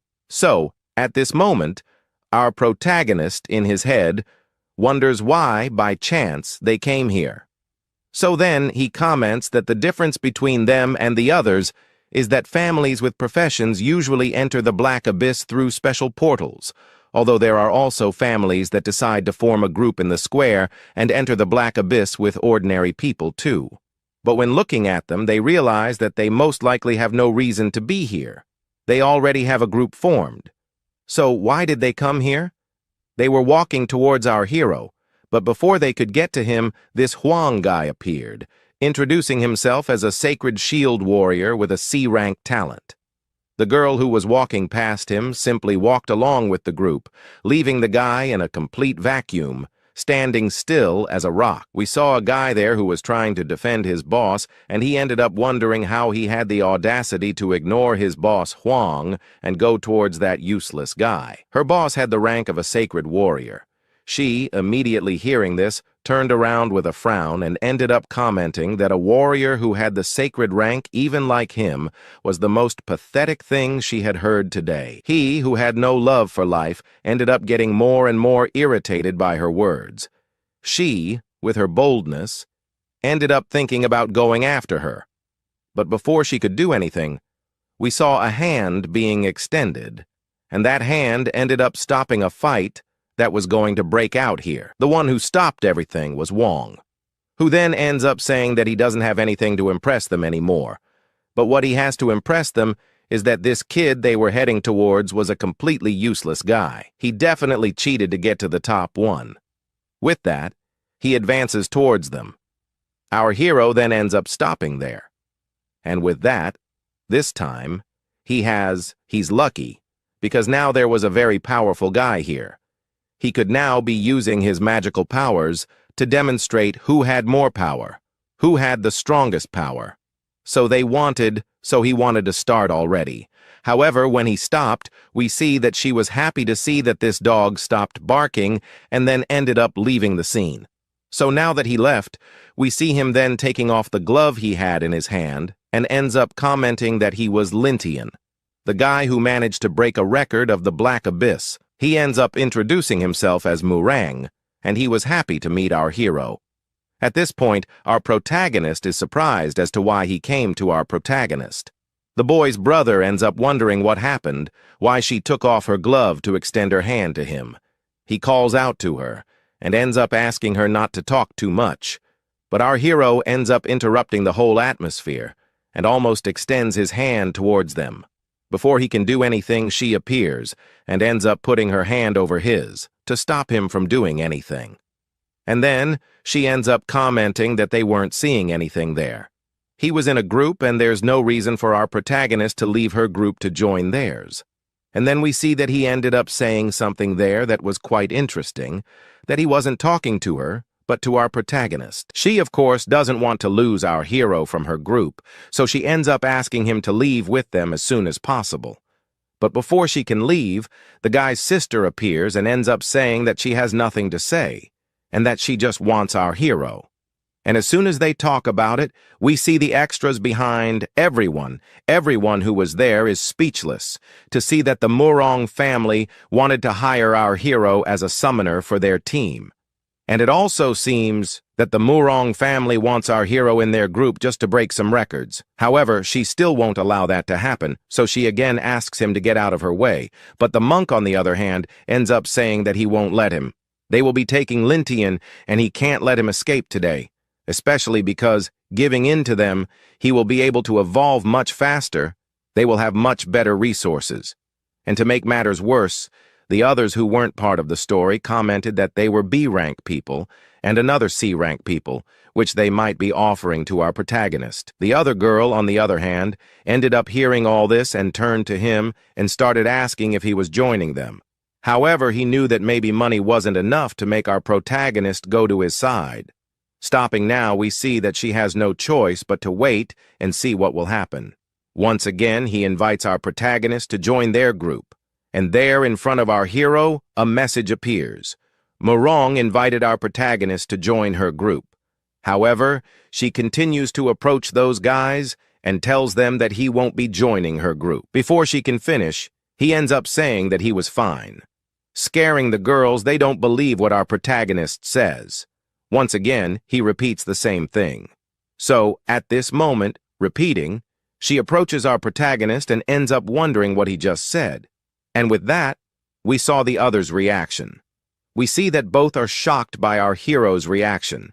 He ends up applauding and ends up saying that he made a great choice. They still tried to stop our Lin Tianhao from trying to join this group. While trying to stop him, we see that the guy was commenting there that if he joined his group, they would be able to break some records together. His reaction was that everything he wanted would be achieved. However, a look of surprise appeared there. Since then, above, we see that our protagonist quickly refused his proposal to join the group of these guys there. However, the girl, the sister of that hunter, ends up wondering what was going on. However, we see that there he asked them not to interrupt too many things. Our hero ends up kind of telling them not to worry. After all, first, to be able to join their team, they will have to agree to some of his requests first. However, the guy's sister approaches and ends up wondering why they would let a summoner join their group, especially asking for a favor. She just asks him not to be so ungrateful. So if there is no negotiation, then he asks her to forget it. However, before he can leave, the leader appears and asks him to wait just a little bit, and so he waits. Then he ends up telling him what the conditions were. He ends up saying that it wasn't just a simple condition, but rather some big conditions. Since first, when entering some dark abyss there, they will all be part of his group, and they will have to obey the orders of our protagonist. Second, no one in their group can steal his experience. And third, all the spoils of the dead monsters will have to belong to our protagonist. We see that the guy's sister ends up not liking our hero's proposals that much. After saying all this, the extras think it's incredible. They were the ones who came, until our hero asks for help. So, the excessive conditions he set were actually fair. It means that if the Murong family accepts, they will only be obeying the orders of one guy, especially a summoner. Then he even asks them if they will be accepting our protagonist's proposal. Of course, the people in his group, seeing this, end up asking the leader not to agree to it, since, thinking that they would not accept his orders, and instead wanted to put orders over him. We see that the boss's reaction ended up not being so good, but since she is part of our hero's group, she ends up having a very good reaction. We see that she still couldn't stand still, so then he asks himself, how come she can't accept our hero's orders? And maybe even wonders if she would still be able to enter a list on her own, something that makes the other end up wondering what she just said. Besides, they are the Murong family. Others who were there just commented that he broke some records of the Fanghua god family. And even if the mayor saw all this, he would have to give some pretty good points. And another one also comments that due to an abolition of the brat, but he asks that he not forget the purpose of their arrival here today. Then, we see him there saying that he has no intention of forming a group with them. So why did he bother to mock people with a few words? And our hero, who had the answer at the tip, ends up saying that he doesn't like people who use their authority to steal and person from another squad for themselves. As soon as he says this thing, we see that his sister ends up getting more and more irritated. But he, who has some dignity, wouldn't let anything that happened to him, more to his guild. Even so, everything that happened made him extremely irritated. Since the mere rank below the frozen valley, that alone won't do anything to him. So he considers not being so convinced of things, and also be careful not to be too happy because people like him always have a not-so-happy ending. However, they have nothing else to do here, so he asks her to leave. And so, as she leaves, we see her asking them to just leave right away. But before she can leave, she turns around, and she looks at Lin Tian, and then comments that she will remember him very well. So now that she has left, he ends up commenting that he has some ideas in the Black Abyss. He and his group, first, need to reach level 10. However, after all this is over, he starts to feel that something was a little darker than usual, and when he looks back, he is surprised. The two in his group were angry with him, especially because he had no intention of joining their group. But in fact, they were both deceived when they tried to defend him. At first, she even thought that our protagonist was that kind of ungrateful person who would do anything to join another better group. However, we see that she was getting more and more irritated, but he could be explaining all this. But we don't quite understand what happened, because the scene changes to the top, and then we just go back to her, who was leaving here. They have nothing else to do here at the moment, and then they would be going to the resupply to get some very useful resources.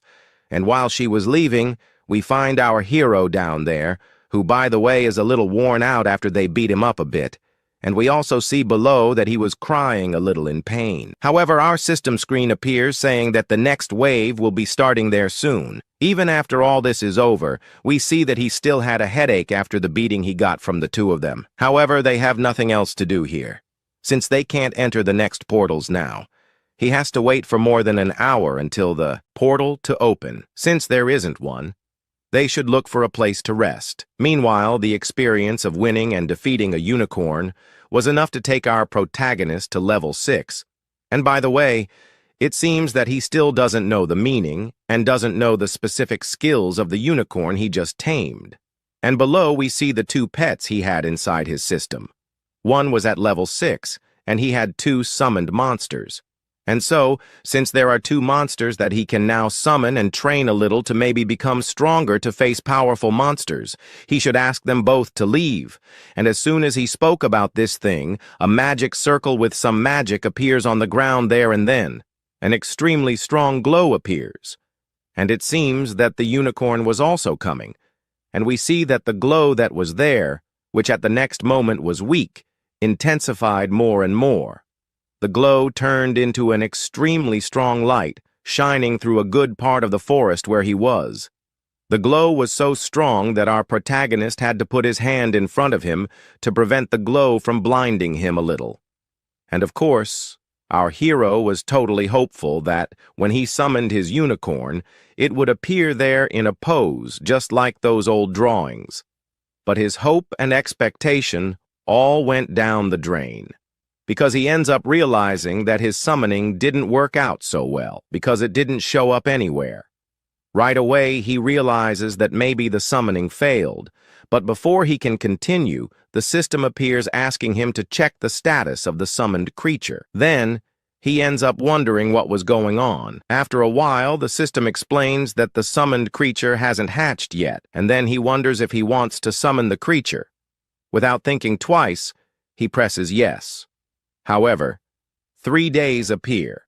3 days until the little creature can be summoned. So now that you've pressed yes, he'll be entering incubation mode. The incubation countdown is finally happening. 71 hours, 59 minutes, and 58 seconds. This is the moment he has to wait for his unicorn to be born. So if our archer really wants her unicorn to be born, she will have to wait there for a while, and the incubation has just started. The countdown has now started at 719 hours, 59 minutes, and 5 seconds. By the way, he still hasn't checked the loot from the war. So he goes there and opens his system screen and ends up realizing that there is a treasure chest. That was for overcoming the abyss of the Cold Valley. By opening it, you will get equipment, materials, medicinal medicines, among other things. So he thought about what he could do. Until then, out of nowhere, the system screen appears with a message for our protagonist. He is surprised by this. To do so, he then goes to the system message screen and clicks on it. And there he realizes that this is the historical record package. The system congratulates our protagonist for obtaining the historical record package from the abyss of the Valley of Cold. And he also managed to earn a new title, Fastest Man, something he doesn't like that much.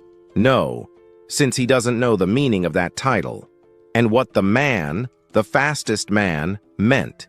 For now, he should forget about that first. The most important thing is to see the package, since by opening that package, he can get some random things from the system. And with that, then, our hero ends up asking the system to open it. And before anything else, he must first open another one there, a treasure chest, to also see what he got by overcoming certain levels. When he opens that, then, the system screen appears, showing a certain thing.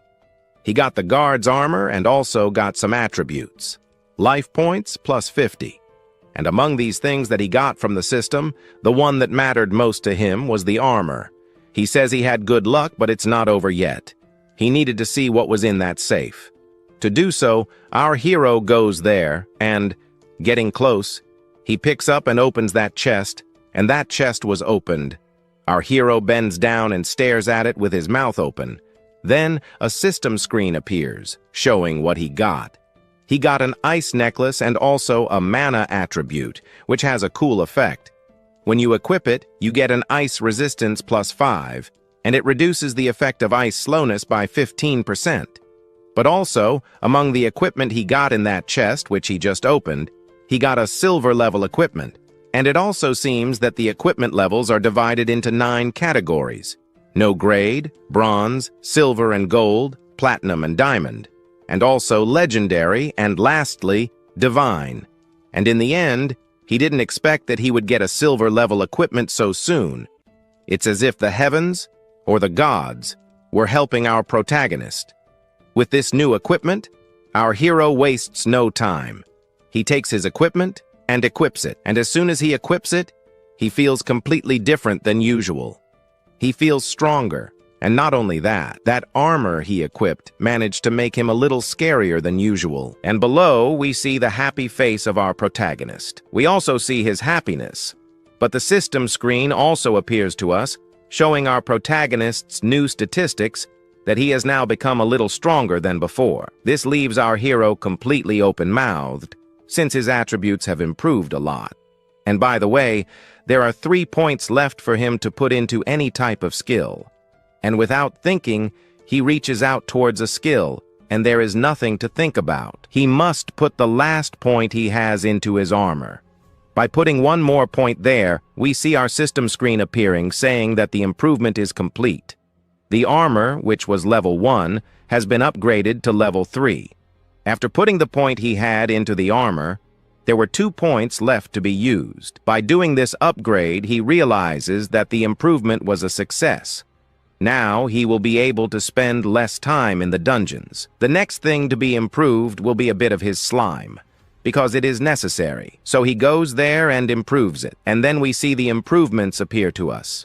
The slime, the demonic slime, has leveled up to level 9. Its life points are now 1,600. Until now, he thought it was all over, until the system screen appears again, telling us that he can sacrifice 100 HP points, that would be enough, but it was still necessary to spend some points there so that it can go up a few 6 levels. However, seeing this, he does not believe it. How can it still be evolving more? Realizing that the system asked him to give some HP points so that his pet could evolve more, he does not miss any more opportunity. He starts moving his hand quickly towards the system screen, since, if he evolved, it is very likely that the system will give his pet maybe a new transformation, or maybe they will get new abilities. So he doesn't waste any time. He tries to look for some description to help him figure out what he could be getting by progressing his slime to the next level, but he doesn't find anything. Knowing that there's no way to find out what evolution it will have yet, he has no choice. He will have to spend some HP points to get his head. His HP point was at 1,100. So he should spend a little bit of that. So at the beginning, he should sacrifice some 500 points. And so the system ends up sacrificing 500 points from his system, leaving 600. As soon as he sacrifices that, we see an hour surrounding our slime. And the moment it surrounds, we see it rising a little higher. The evolution was coming. Its evolution was a little big, making our protagonist cover his face. The wind was strong. He was also coughing. However, he stops and starts to stare at that strong light that was shining towards his slime that was there. And so time passes, and that glow, which was strong, ended up kind of stopping, and then we see that our protagonist's slime started to transform into some things. The hair grew and the legs grew, and from afar we see our protagonist staring at all this with his mouth open. However, his slime, who was there in peace, saw his evolution and liked it. So next he jumped on top of our protagonist. From above him, we then see her staring at our protagonist with her mouth open. He then, staring at all this, ends up simply grabbing her arm. We see him getting up, but now he doesn't believe it at all. She would react to a summoned creature.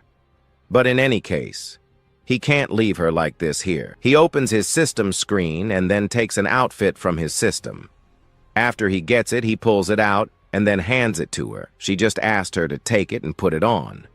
As soon as our slime gets it in her hand, she just takes it and starts staring. But then we see that her slime wanted to devour it. But our hero, knowing that she didn't know how to put on clothes, asks her to raise her arms. He teaches her how to put on clothes.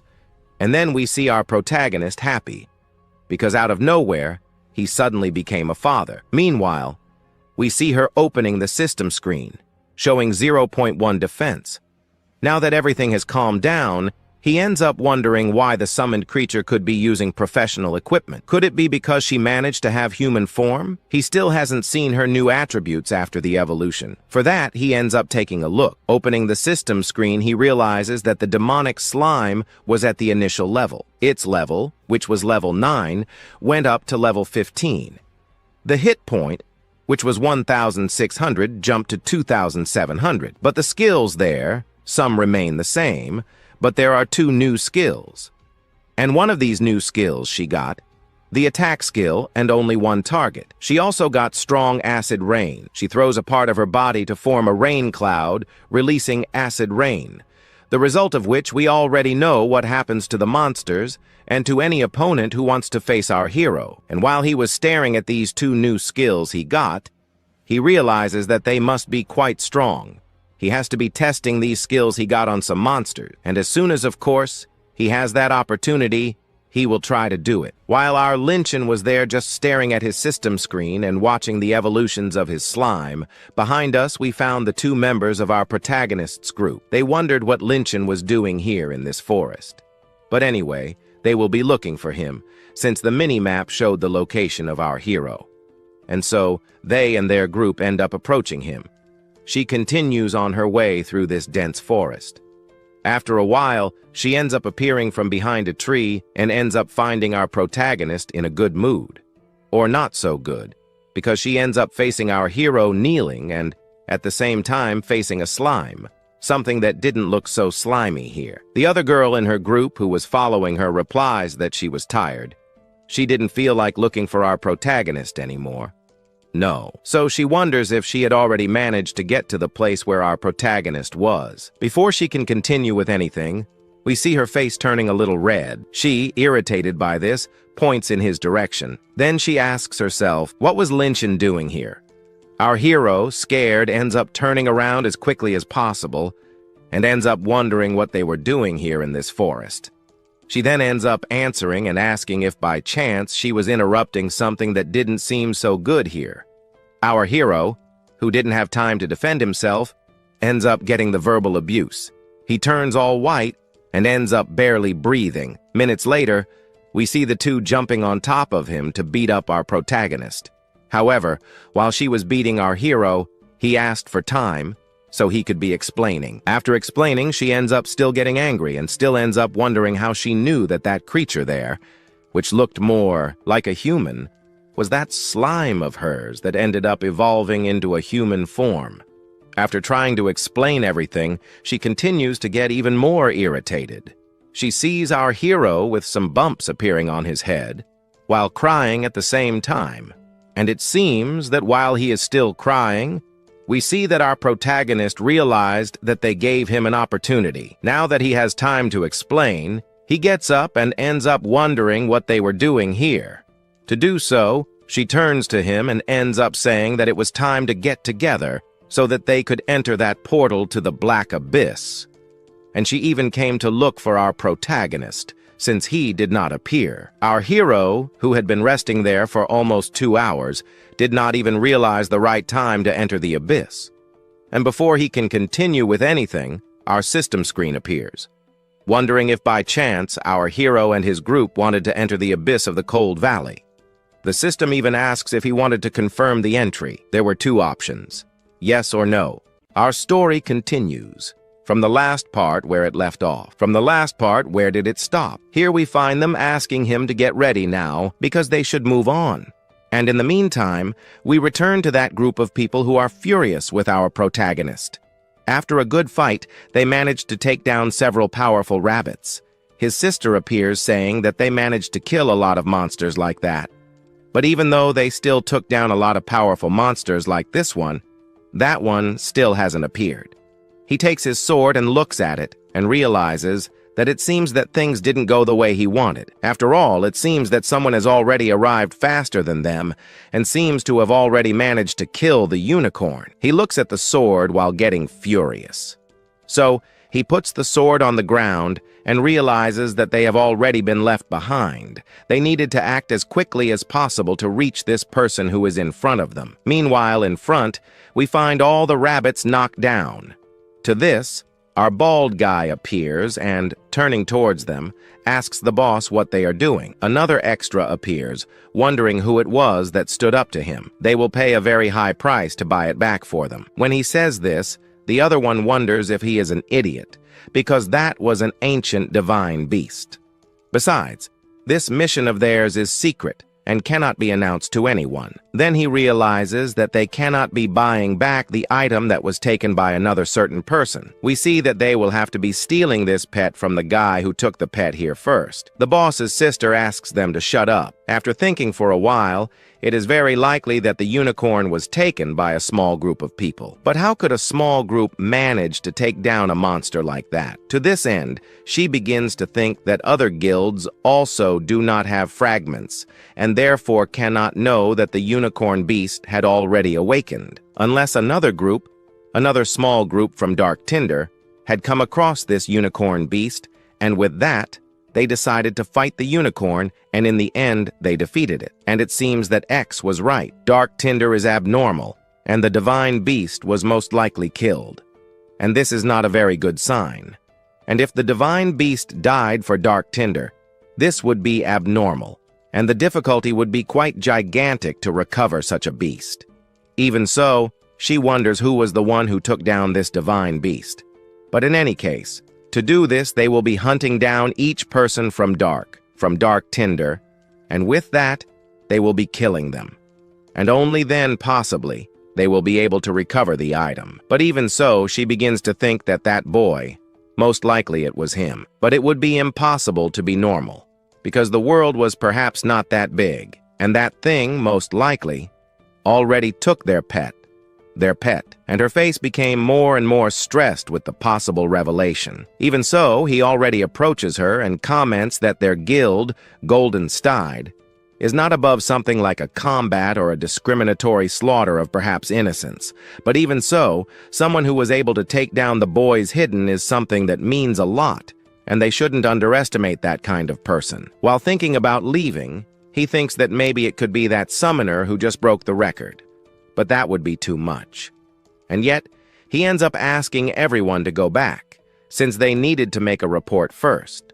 After making the report, they could continue with their missions.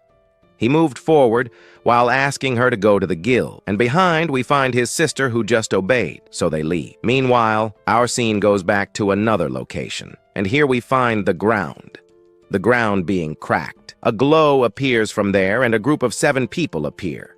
In the background, we basically find some defeated monsters, but among these defeated monsters, we find our protagonist gathering his mothers. He comments that even after using that, he still feels a little cold. However, she interrupts, saying that now they can't waste time here. They must be moving on to complete their missions. As she walked forward, our protagonist stares at her and realizes that this girl was becoming increasingly bossy. However, our scene cuts to them inside a cave. They were walking around there until out of nowhere some red glowing eyes appeared in the background. And to that, he reveals that this is the place where the first corrupt buried wolf appeared, and for that they must be a little careful. Meanwhile, in the bushes, something starts to move, and she realizes that something was appearing.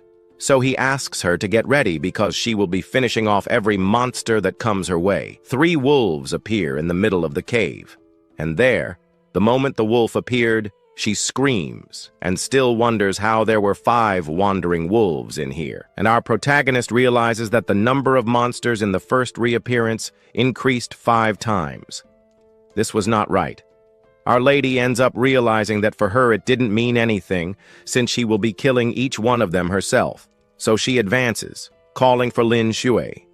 She listens to the lady, and only then ends up obeying, saying that she will be doing it. So she starts to activate her skill there. As soon as she activates her skill, we then see that her skill gave our lady a buff. With that, she can be advancing and taking down any monster. So she advances, and with her advance, she manages to deal 416 damage to one of the wolves. 2 others that were there also receive a good amount.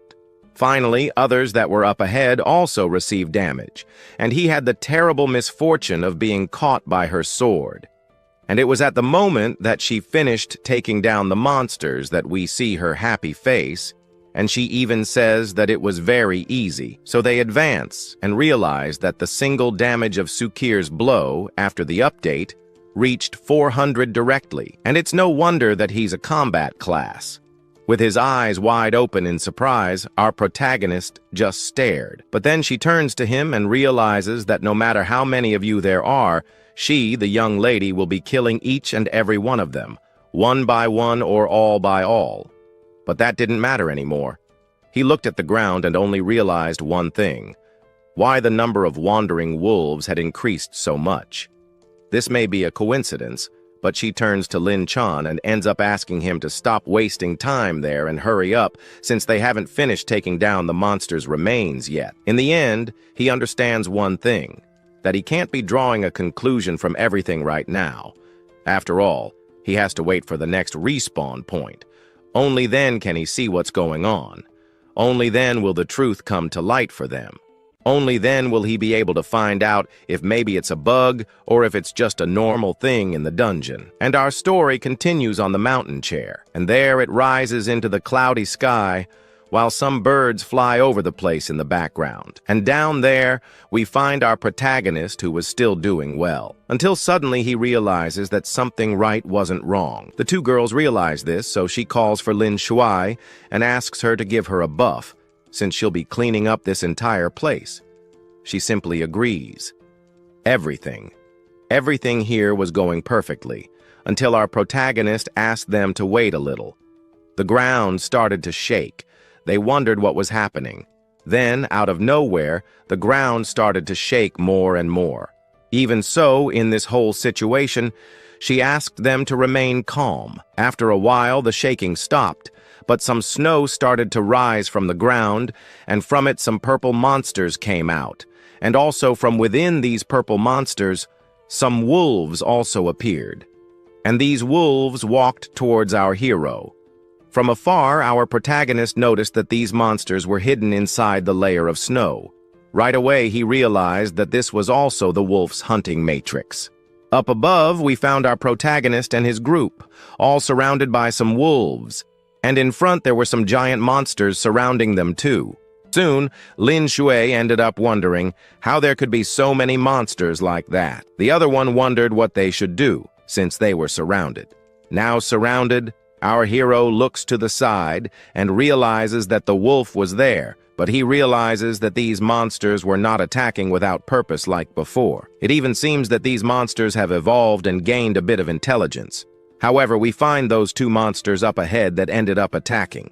The whole ground starts to crack. In the background, we then see the wolves of those guys there advancing towards our protagonist. She, scared, asks him to get up, because if he fell there, it would be really bad. Meanwhile, they are worried. Our hero ends up simply stopping, and out of nowhere, an aura ends up appearing around our hero. After that, he simply opens his eyes, and a slightly stronger aura emanates from him. But he does nothing, because he is face to face with one of these giant monsters. And it seems that these giant monsters were preparing something, because the wolves behind them ended up advancing towards our hero. The two girls saw themselves surrounded and they had no escape, so the only way out they could think of was that they were finished. However, one of the wolves advances with the aim of devouring our hero, but our protagonist smiles.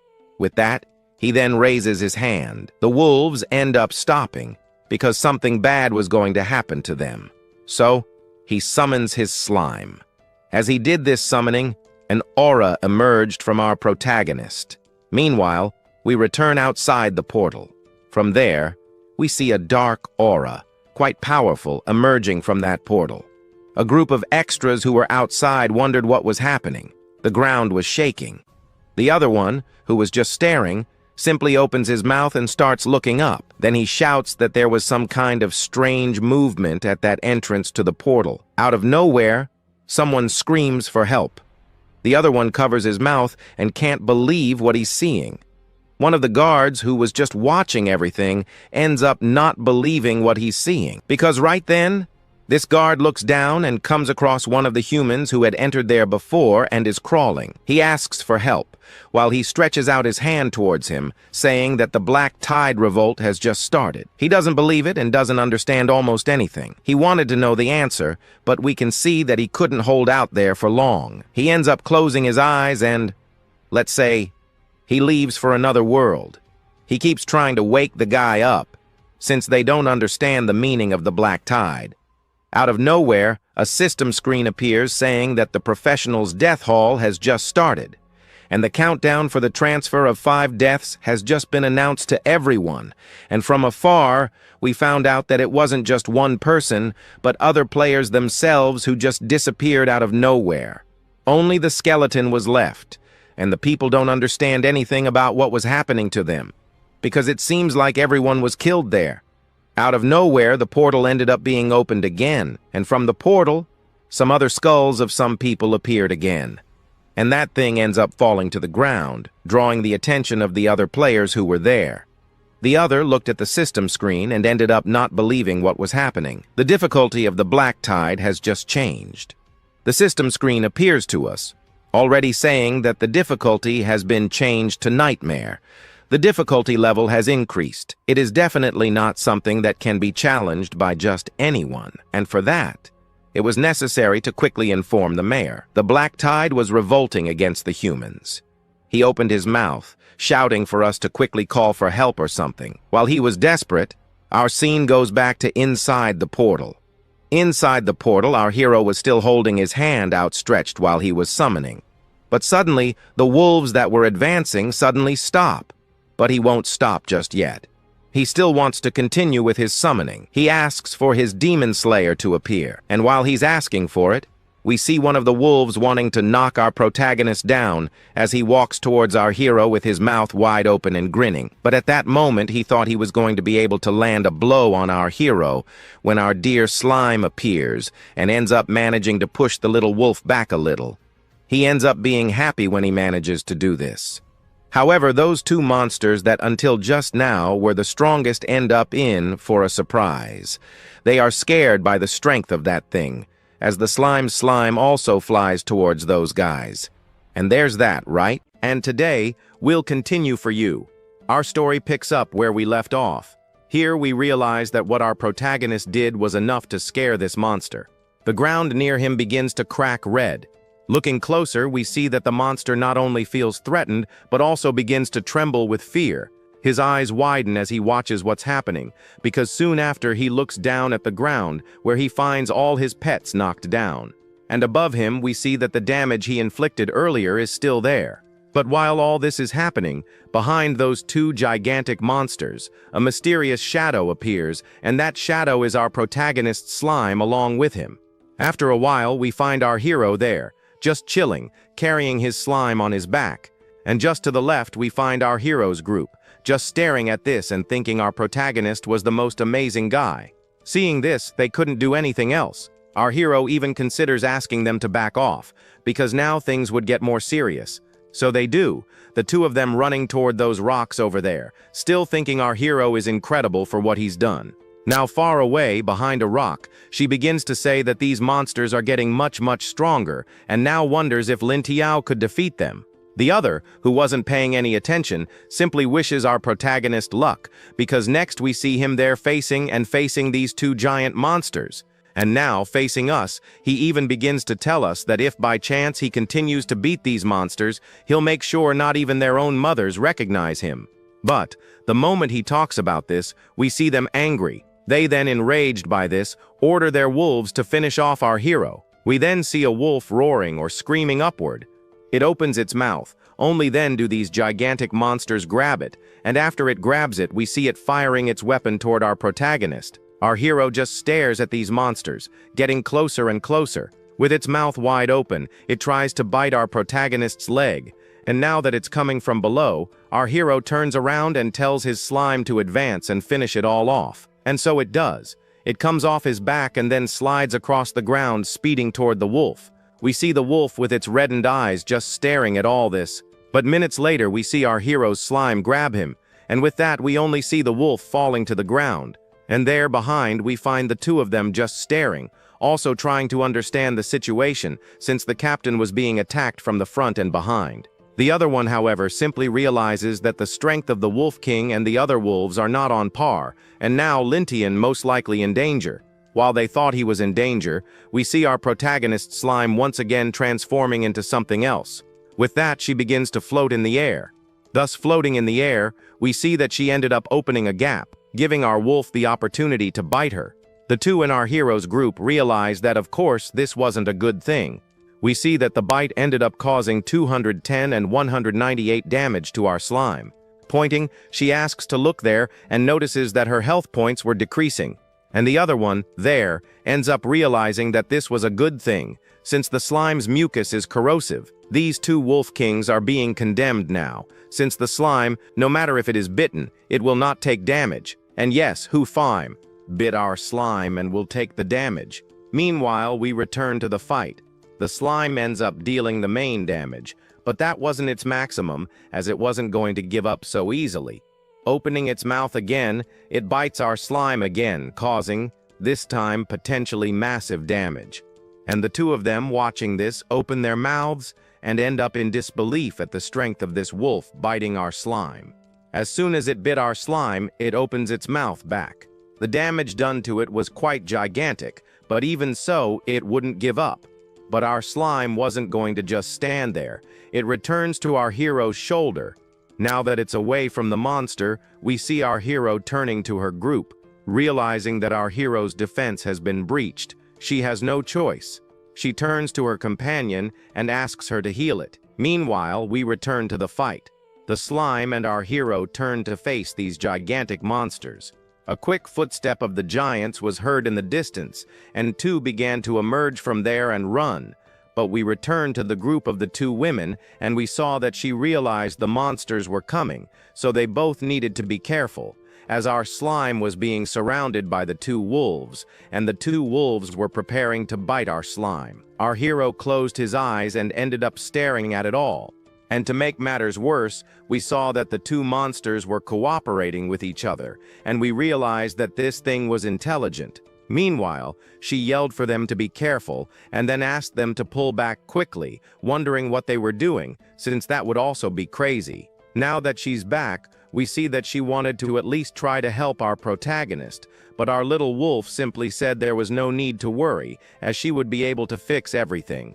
First, she begins to remove some of the ribbon that held much of her clothing together, and then, with her eyes closed, we see her starting to walk toward the front. Only then do we see her holding a vial of vitality, thinking that the only thing left to do is use this thing. This was a vitality slug.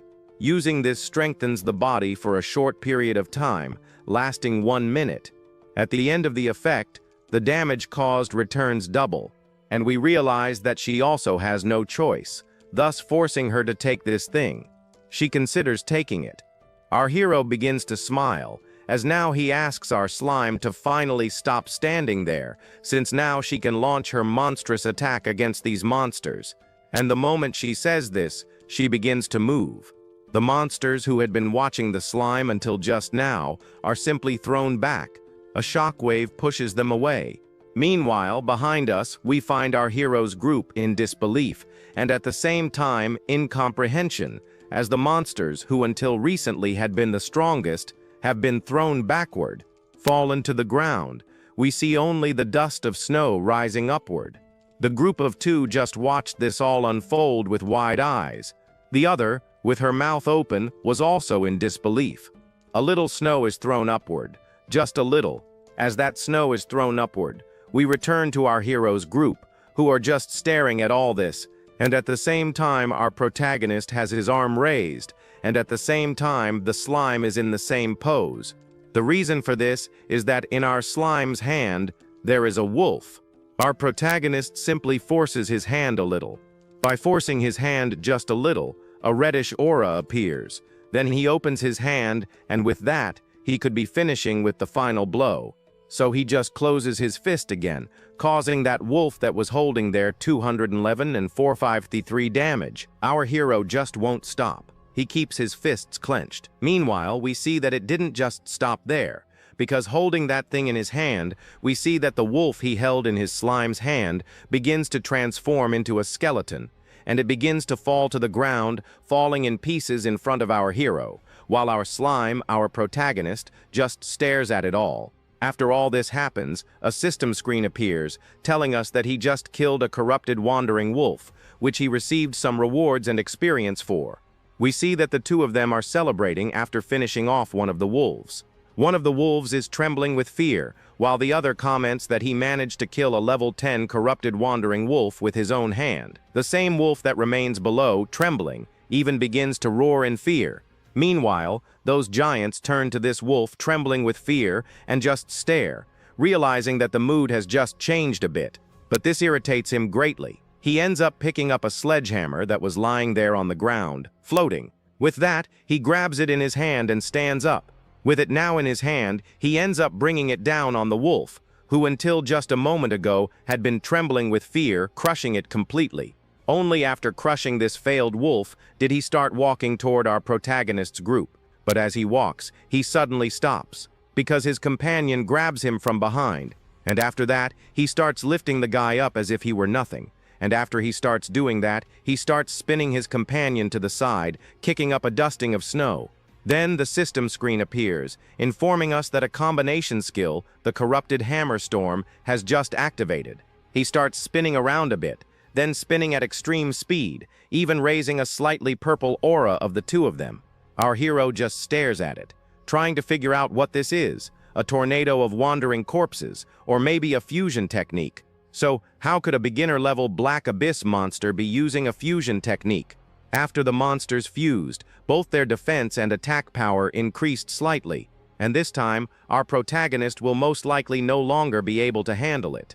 From behind, she urged our protagonist to at least be careful, as this new power used by these two monsters was different, and we see that it was. The purple tornado emerged from there, and that gigantic thing began walking toward our protagonist. Quickly, his slime, which was at the back, heads toward our hero and grabs him from behind. At this point, to avoid being caught by this gigantic purple tornado, they both jump out, trying to escape, and to make sure he can escape, he calls his slime, and as he speaks for the slime there, we see the slime extending a part of itself toward that tornado, and the moment it got close, we saw the slime stop, because minutes later, we saw that much of it began to be torn apart in that entire tornado.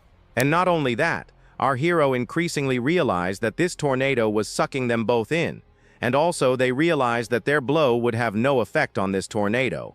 Meanwhile, we see her falling to the ground, realizing she could do nothing more, while the other clenched her fists and realized that now was the time to act, since she had allowed our Lin Tianhao to not die at this moment. She begged him to live just a little longer, and with that portion that increased her strength a little more, we see her taking that portion and simply turning upward towards her mouth. She drank the whole thing. After drinking that entire vial of strength-enhancing portion, she grabbed it and threw it hard on the ground, completely shattering the vial. And the moment she took it, we see a fire emerge from her. She then begins to take a different position, becoming increasingly stronger.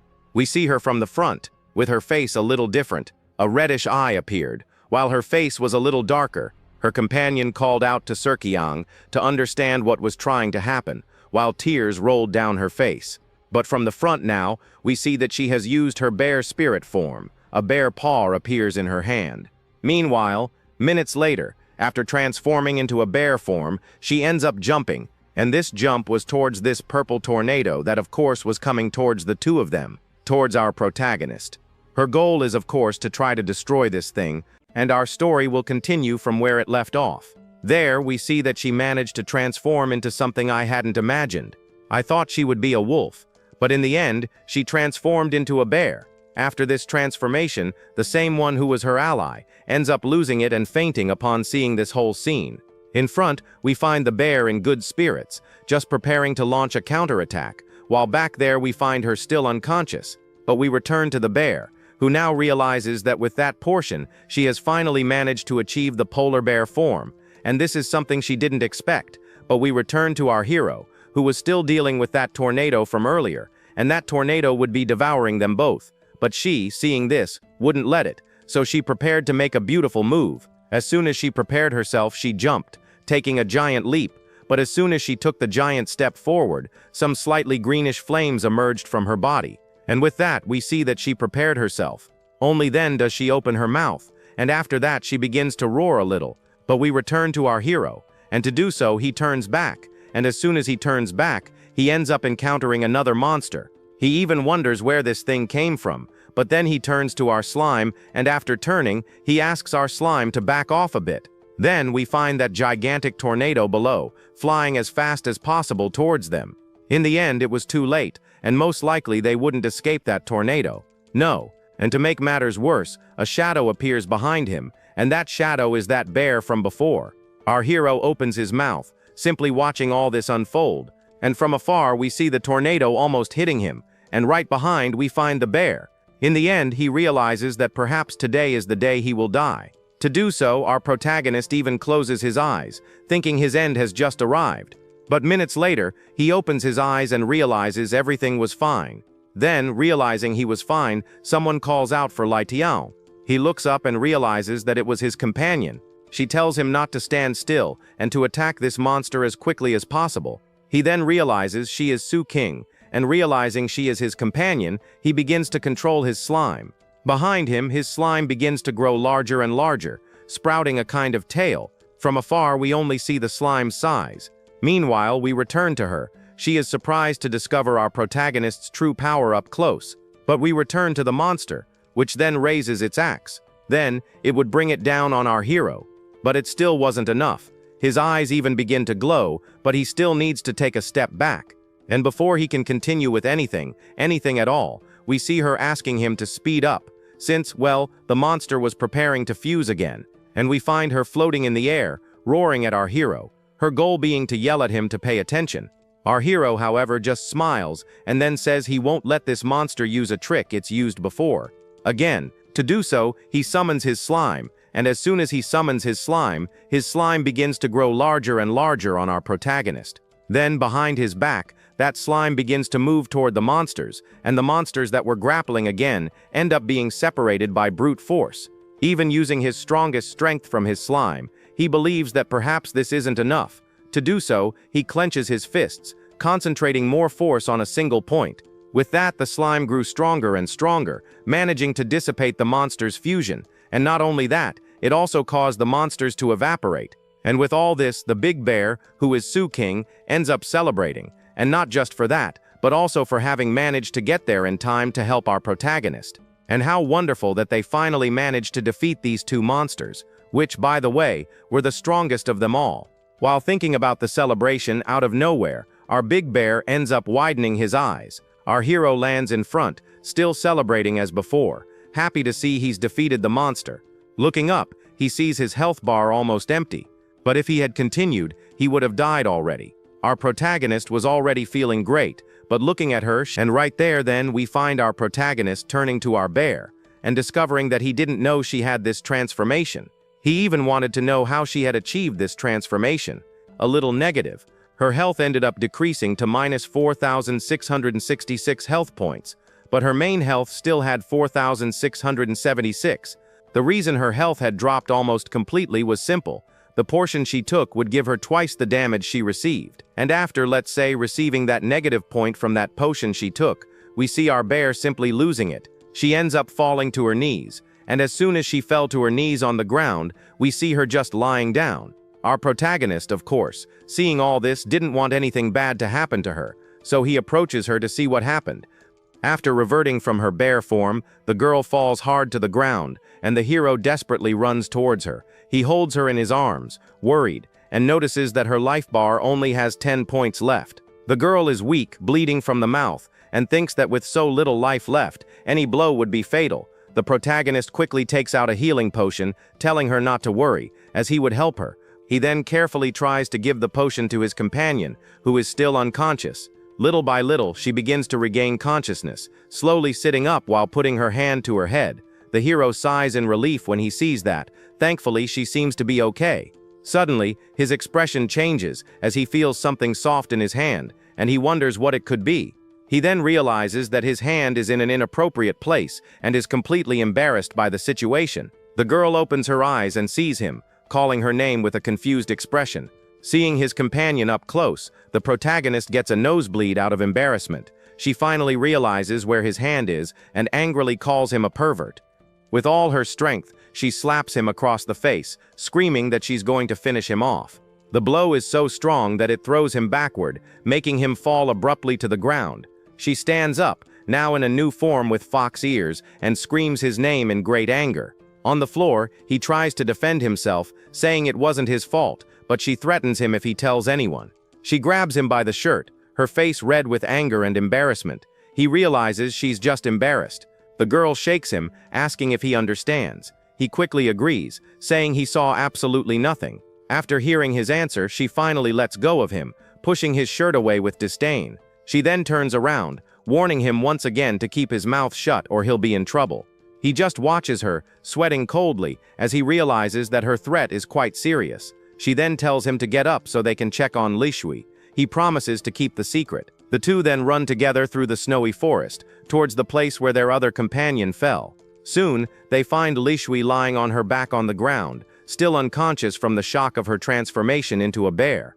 The hero looks at the sleeping girl, finding it funny how she can sleep so peacefully. He approaches her, trying to wake her gently, While his other companion watches, Li Shui slowly begins to open her eyes, looking a little confused and disoriented. Suddenly, she sits up in a panic, screaming for them not to eat her, thinking she is still in danger. The white-haired girl explains that the monsters have already been defeated, and that they are now safe. With tears in her eyes, Li Shui asks if it is true that the danger has passed. He confirms it with a simple yes, keeping a serious look and focused on the situation. Relieved, Li Shui hugs him tightly, happy that everyone is alive, thanks to Su Qingger's help. She then walks away and says they need to quickly discuss what to do next. The hero agrees and states that they must have noticed that the difficulty of the Dark Abyss has increased. Su Qingger adds that, in fact, not only has the number of monsters increased, but they are also stronger. Worried, Li Shui asks what they should do now that the situation has become more dangerous. The protagonist suggests that the best option is to retreat from the abyss, as the current situation is not favorable. The two girls agree, saying they can't take unnecessary risks. With the decision made, he opens a system window, preparing to remove the group from the dungeon. A message warns that leaving early will result in a level penalty and asks for confirmation. Without hesitation, he presses the button to confirm the exit, prioritizing everyone's safety. However, a new message appears on the screen, informing you that the attempt to exit the dungeon has failed. The two girls look shocked, not understanding how that could have happened. The system window then refreshes, revealing that the dungeon's difficulty has changed to Nightmare. The protagonist stares at the screen, realizing that the difficulty of the location has changed drastically. Li Shui, trembling with fear, asks what they will do and if they are trapped there forever. Su Qingger, however, remains calm, saying that there is nothing to fear, as it is still a beginner-level abyss. The protagonist agrees, explaining that the level cap hasn't changed, only the dungeon's difficulty has increased. Still terrified, Li Shui argues that if the normal monsters were already strong, the boss battle will be impossible. He then suggests that everyone focus on getting to level 10, but the other girl gets a bad feeling. Su Qingger begins to walk away, now in her fox form, and tells Li Shui to follow her. Confused, the girl with glasses asks if they won't stay together to fight. The hero explains that by splitting up, they will level up faster, as the experience will not be divided. She finally understands and says goodbye, agreeing to meet there when they all reach level 10. With the plan defined, the protagonist walks alone through the forest, following a different path. An hour passes as the group dedicates themselves to hunting monsters to gain experience. Alone, the hero and his slime encounter a huge wolf monster frozen in their path. After an intense battle, the giant wolf is defeated, falling lifeless against a wall of ice. With his red slime on his shoulder, the protagonist smiles, satisfied that he has finally reached level 10. Meanwhile, he rests on a monster, relieved that he has also reached level 10, despite his fatigue. And now, at level 10 and becoming the strongest, our protagonist has nothing left to do. Our story continues where it left off. Here, we find our hero after finishing off those wolves. He then turns to the slime and places his hand on its head, revealing that even though he's still only reached level 10, the Black Abyss has no level limit for his summons. It turns out that his summons require sacrifice to increase their levels. Below, we see our slime's system screen. He's at the initial trainee level. His level was 15, with 2,700 health points. However, leveling up was still very slow. He even wonders if this is because of his class. And here we see our Lin Tianhao's level. He was level 10, with 2,000 health points. Without thinking much, he just thought it would be great if he could speed up incubation with more summons. The pressure of fighting monsters would be much less. To do so, he ends up taking a book from the system and then tries to open it to at least try to find an answer to try to incubate the eggs faster. Searching for a long time, he finally finds it, his eyes widening. And above, we find absolute silence. And below, only our protagonist, next to some monsters he defeated earlier. Until then, a noise broke all the silence, and he quickly turns in the direction of the noise. He even thinks it might be a boss noise. Our hero's slime quickly turns in that direction, and well, looking in that direction, he realizes that from the background, there were some things approaching. There, we see snow being kicked up, and with that, he has an answer. It was most likely because of the zombie leader, who ended up kind of getting up. In the background, he only hears the sound of some people screaming. At the same time, someone was calling for help, and the one calling for help was that girl over there, from our protagonist's team.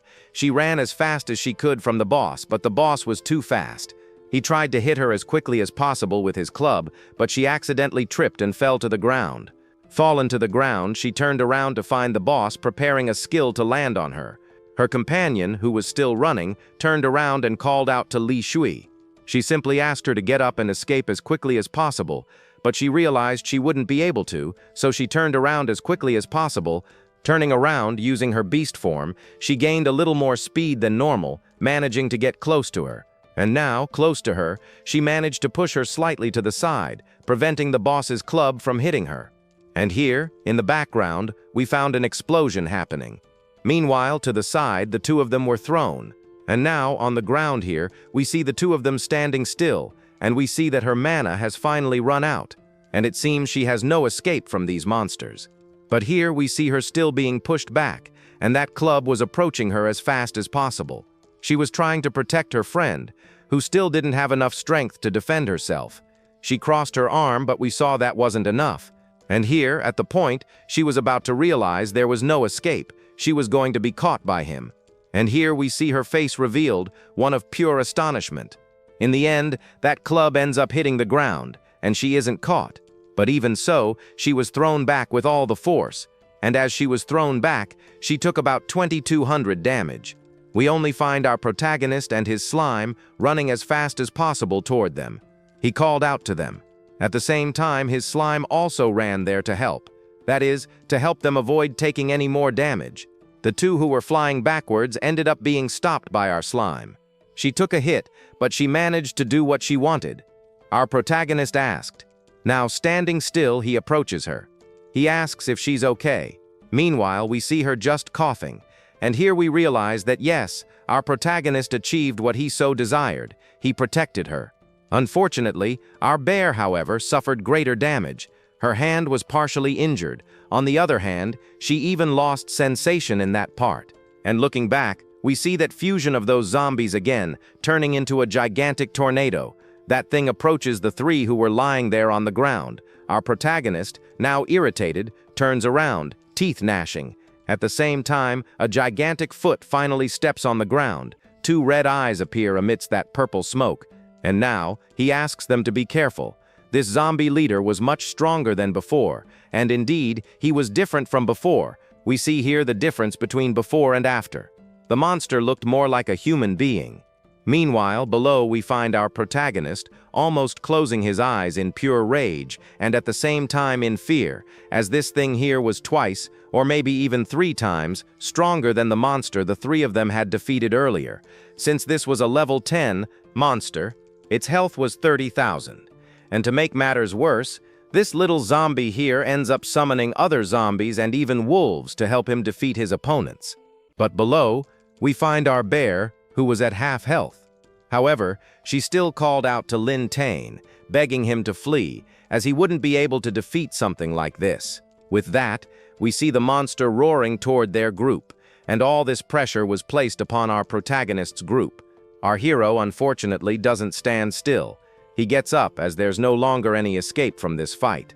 They needed to engage in combat, as even with the nightmare difficulty, this was only an early-level boss of the Dark Abyss.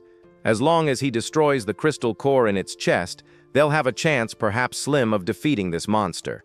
But the monster wouldn't stop. He then sends those 2 monsters our protagonist had trouble with before, and some wolves to attack our hero.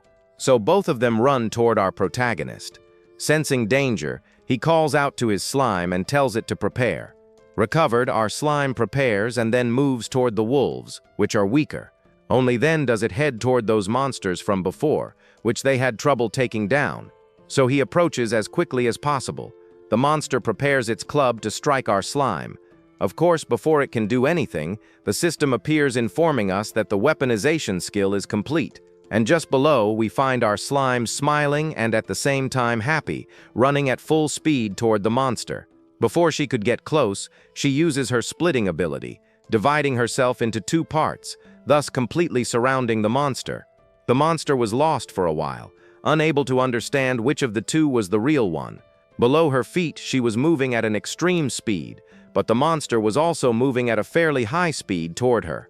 With this speed, he managed to reach her, grab her club, and hit her slime squarely. Our protagonist, startled by this, ends up wondering if she was okay, since she was caught by the boss's club. But then we find our slime there, doing well. She still managed to dodge in the final seconds, but even so, the boss didn't stop there. He thrusts his club slightly to the side, still managing to hit our slime, throwing her at full speed against the wall. She crashes into the wall, and here we find her trying to get up. Knowing she's been caught and can't defeat a monster like that, he asks her to return. And so she does. She returns to our protagonist as quickly as possible. As soon as she returns to our hero, we see that the boss has activated his ability again, summoning his army of monsters from before. Here, unsure of what to do, our protagonist's only option is his book, as he may be using the accelerated summoning spell he just saw earlier. He should just try it, now. He has no choice. The egg appears in front of him. He then begins to read some words from that book, causing the enchantment to be cast upon the egg in front of him. And as soon as he speaks about it, we see a glow appear, while a pentagram appears under our protagonist's foot. The monsters, who of course saw all this, don't let it go unnoticed. They then jump toward our protagonist, aiming to knock him down right there.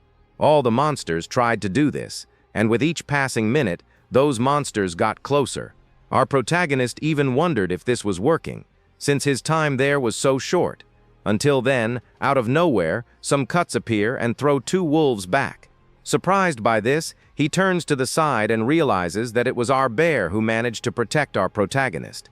But because she did this, we see that something happened. She spat out some red liquid, and with that we see that she became even worse than before. And to make matters worse, we see the boss preparing his club to strike our protagonist. With no way out, he needed to speed up his summoning as quickly as possible. But even so, he realizes this isn't good, as he won't have time. With no time, we then see a glow appear out of nowhere, still managing to protect our protagonist. From afar, from that crevice, from that hole, we find the glow rising ever higher. Our protagonist covers his eyes, as the glow that appeared was too strong. He turns around to try to understand what it was. He realizes it's time to defend himself, and it's coming from his other companion. Our protagonist, seeing this, just gapes. The monster also has the same reaction, only she screams for our hero to summon as quickly as possible. Her defensive aura isn't very high, and she wouldn't be able to hold out for long. She, then, begs him not to waste time and move as quickly as possible. Our protagonist then continues with his summoning, but his defense, which had already been set up, ends up being shattered by the boss, shattered into 1,000 pieces. Meanwhile, that club finally hits the ground, hitting them completely. A shockwave pushes everyone back. The one who tried to protect our hero's group is thrown away, and our protagonist was there, just chilling, standing still, but his egg began to crack and crack more and more. Before he could continue, we see that his slime still managed to protect our protagonist's group. So, protected by his slime and his group, he had to do something. He had to finish his summoning. While he was giving his life there trying to make his summoning work, our slime was also giving its life. But the thing he was trying to hold the monster was finally ripped apart, and the boss managed to free itself, then advance towards our hero. Afterward, he ends up taking a giant leap upward. Her goal was to take down our protagonist, but a powerful, gigantic blow came from our hero's direction. And with that blow, it was enough to break our boy's club. Only then, a bright glow appears in front of our hero. But he realizes that what he so desperately wanted has finally worked. In front of him, a unicorn appears. The unicorn roars, and as it raises its horn, a glow appears. Meanwhile, we find the boss furious at having almost lost. He then activates a new ability, creating ice around him to protect himself. She, fallen to the ground, realizes that the zombie leader has just entered its second phase. So, she asks Lin Tianhao to escape as quickly as possible. But he asks his unicorn to run toward the boss as quickly as possible. The unicorn doesn't do as our protagonist asks, but it eventually stops. But upon stopping there, it uses its horn, causing a glow to appear, making the unicorn a little stronger, which leaves our protagonist a little surprised, as his summoning has become much more powerful than before. A powerful beam of light strikes the zombie leader, destroying its protective ice armor and striking the red core within. The monster is thrown back by the force of the explosion, while its ice defenses completely disintegrate around it. The beam pierces the zombie leader's head, giving the creature no time to react to the devastating attack. In the distance, the newly summoned unicorn lands gracefully on the ground, its body still glowing with residual energy. Lying in the snow, its injured companion stares at it in shock, unable to believe that the 30,000 health boss was instantly killed. The protagonist himself is stunned by this display of power, his eyes wide as he observes his new summon. He approaches the creature and gently places his hand on its mane, asking if it is all right after delivering such an attack. The unicorn stands calmly beside him, its powerful and destructive aura now completely gone. A system window then appears, identifying the summon as a level 1 special ice unicorn with impressive abilities. A relieved smile spreads across the hero's face as he praises the unicorn, telling it how incredible it was for defeating the leader. At that moment, his faithful red slime reappears on his shoulder, cuddling affectionately against him now that the fight is over. He acknowledges his first companion, saying that he too deserves credit for holding off the boss in the end. With his 2 summons, he walks over to his injured companions to check on them, asking if they are okay. The 2 girls look at the little unicorn in awe, shocked that a level 1 summon could defeat such a fearsome boss. Our protagonist admits with a shy smile that even he had no idea that his new creature could cause so much damage. His injured companion explains that the zombie leader was a dark and ice monster, so the unicorn's light and frost attack was super effective. The protagonist listens to her, finally understanding how his new summon managed to deal so much damage in a single blow. On the ground, the remains of the zombie leader and its minions dissolve into purple puddles, vanishing from the battlefield. A system notification then pops up, congratulating the team for successfully defeating the boss of the area. But before they can celebrate, another message appears, catching the entire group completely by surprise. It evaluates their performance, noting the nightmare difficulty and the one-hit kill, which will grant them a hidden piece of equipment. Suddenly, a bright golden light envelops the protagonist as he looks down, wondering what is happening. He is then transported to a strange, dark space with a reflective floor, feeling completely disoriented. A mysterious purple cube covered in demonic faces floats before him, emanating an ominous energy. A system window reveals it is a legendary item for summoners, boosting spirit but reducing attack, defense, and speed. He holds the strange cube, confused about why a legendary item would give him negative stats for attack and defense. However, as he continues to inspect it, he notices another detail about the item that makes his eyes widen. He discovers its active effect. It allows him to seal the souls of defeated enemies and summon them to fight for him. The young man thinks about this new power. He can not only summon souls, but also attach them to his other summons. As he ponders this, a bright spark of light appears in the dark space, immediately catching his attention. A beam of purple light shoots from the floating spark and into the cube, which begins to glow with dark energy. His eyes narrow with focus as he feels the immense power contained within the strange, legendary item. A system message then confirms his success, stating that a nightmare-level leader's soul has been acquired. He looks at the cube and sees the face of the zombie leader now trapped within one of its purple squares. A wicked smile forms on his face as he realizes the cube can collect the souls of enemies defeated in battle. His thoughts are cut short as he is suddenly back in the snow, where a massive white wolf lunges at him. The wolf pins him to the ground, but he quickly realizes it is just his companion in her beast form. She sits on top of him and playfully asks if she managed to frighten him with her sudden appearance.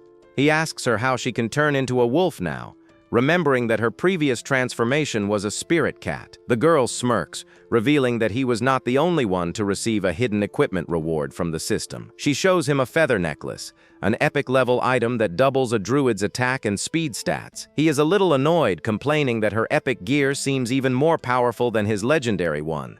Her new item also doubles her transformation time and unlocks new forms, including one with serious side effects. The protagonist becomes curious and asks her what the mysterious undead bird warrior form is. She gets up and walks away, saying she is not sure and prefers not to use it due to its unknown side effects. Just as their conversation ends, their other teammate calls out their names, grabbing their attention. The third member of their group, a young witch with glasses, approaches them with a small, glowing fairy floating beside her. She gets closer to the others, and the protagonist asks her what the little creature is. With a determined look, the girl clenches her fists and proudly announces that from now on she can protect them too. The tiny, purple-winged fairy sits on the brim of her hat with its arms crossed, looking rather serious. She smiles, explaining that the fairy is part of her new equipment and that it looks quite strong. A system window shows it is a rare magic hat, part of a set that requires all pieces to grant stats. The hero asks who Sekron is, admitting he has never heard that name before. His white-haired companion agrees, suggesting they can ask a teacher about it once they leave the dungeon. He then reads the hat's passive effect, which summons a spirit that triples magic power and also attacks enemies. Looking at the small creature, he wonders aloud if the little fairy is the legendary Sekron mentioned in the item's name. The tiny fairy just sits there, but the protagonist can tell its passive effect is incredibly powerful. He looks at the purple cube in his hand, now feeling that his own legendary item seems much weaker in comparison. Shaking off the thought, he stands with his companions and summons, the whole team now reunited after the difficult fight. He smiles at his friends, telling them they were lucky to have each other, otherwise they would have been in serious trouble. His white-haired companion tries to pet the unicorn, but the creature quickly steps away, avoiding her hand. However, the witch pets it without any problem, causing the other girl to blush with frustration and complain. The protagonist interrupts them, suggesting they should leave since the dungeon's difficulty suddenly spiked. He then opens a system window in front of him and taps the button to exit the dangerous area. Bright blue beams of light immediately descend from above, enveloping the entire team for teleportation. A glowing magic circle appears on the ground beneath their feet, marking their departure from the dungeon. They emerge from a shimmering portal, finding themselves back outside among a crowd of other adventurers. One of the waiting men spots them, exclaiming how beautiful the girls in the emerging party are. Another man is completely stunned by the sight, getting a massive nosebleed as he calls them fairies. The hero looks at the surrounding crowd with a confused expression, wondering what is causing such a reaction. He then turns his head to the side, his attention caught by a new figure that has appeared with them. A stunning woman with long, light blue hair and a flowing white dress stands there, glowing with a soft blue aura. The protagonist is completely flustered by her appearance, blushing intensely as he gets a sudden nosebleed. The mysterious woman looks at him calmly and asks if her master does not recognize her anymore. His eyes widen in shock as he finally realizes that this beautiful stranger is his unicorn in a human form. Nearby, a teacher is healing an injured adventurer when a student runs towards him in a panic. The older man looks up with concern, asking him to calm down and explain what the matter is. The student reports that someone actually came out of the raging Black Abyss dungeon. The teacher immediately grabs the student, saying they must hurry, assuming the worst has happened. His grip is firm, showing the urgency of the situation as they prepare to move out. However, the student stops him, clarifying that the people who emerged are alive, not casualties, which shocks the teacher. Suddenly, a loud chime rings out, and a system announcement appears in the sky for everyone to see. It congratulates the protagonist and his team for clearing the beginner dungeon on nightmare difficulty. Back with the group, the unicorn woman respectfully bows to the protagonist, addressing him as master. He is still completely flustered, putting his hands up and telling her not to get any closer to him. She looks hurt by his reaction, asking if he no longer wants her as his summon. Meanwhile, his two female companions watch the scene unfold, the druid girl looking especially annoyed. Her face twists with jealousy as she glares at the protagonist and his new, beautiful summon. Consumed by anger, she transforms into her powerful wolf form, her eyes glowing with fury. With a powerful slash, she lunges forward and attacks him, calling him a pervert for his behavior. On the ground, the protagonist cries dramatically while the witch kneels beside him, asking if he needs healing magic. As green light surrounds him, he praises the witch for being kind, unlike his other violent teammate. The young mage just smiles sweetly, replying that it is only natural for teammates to help each other out. Meanwhile, the druid girl in her wolf form confronts the unicorn, who now wears a dark cloak, creating a tense standoff. The hero notices his summon's angry expression and asks what is wrong, sensing a sudden shift in her mood. Before anyone can answer, a group of men in suits led by a stern-looking older man walks towards them through the crowd. The imposing figure is an old man with a monocle, and the surrounding students immediately recognize him as the school principal. The protagonist's team tenses up, with the druid girl wondering why the principal is there and sensing that he brings trouble, but the witch happily waves her arm to get their attention, shouting that they are over here, much to her companion's shock. Before I can finish this video, I want to thank you for your huge support in the previous part.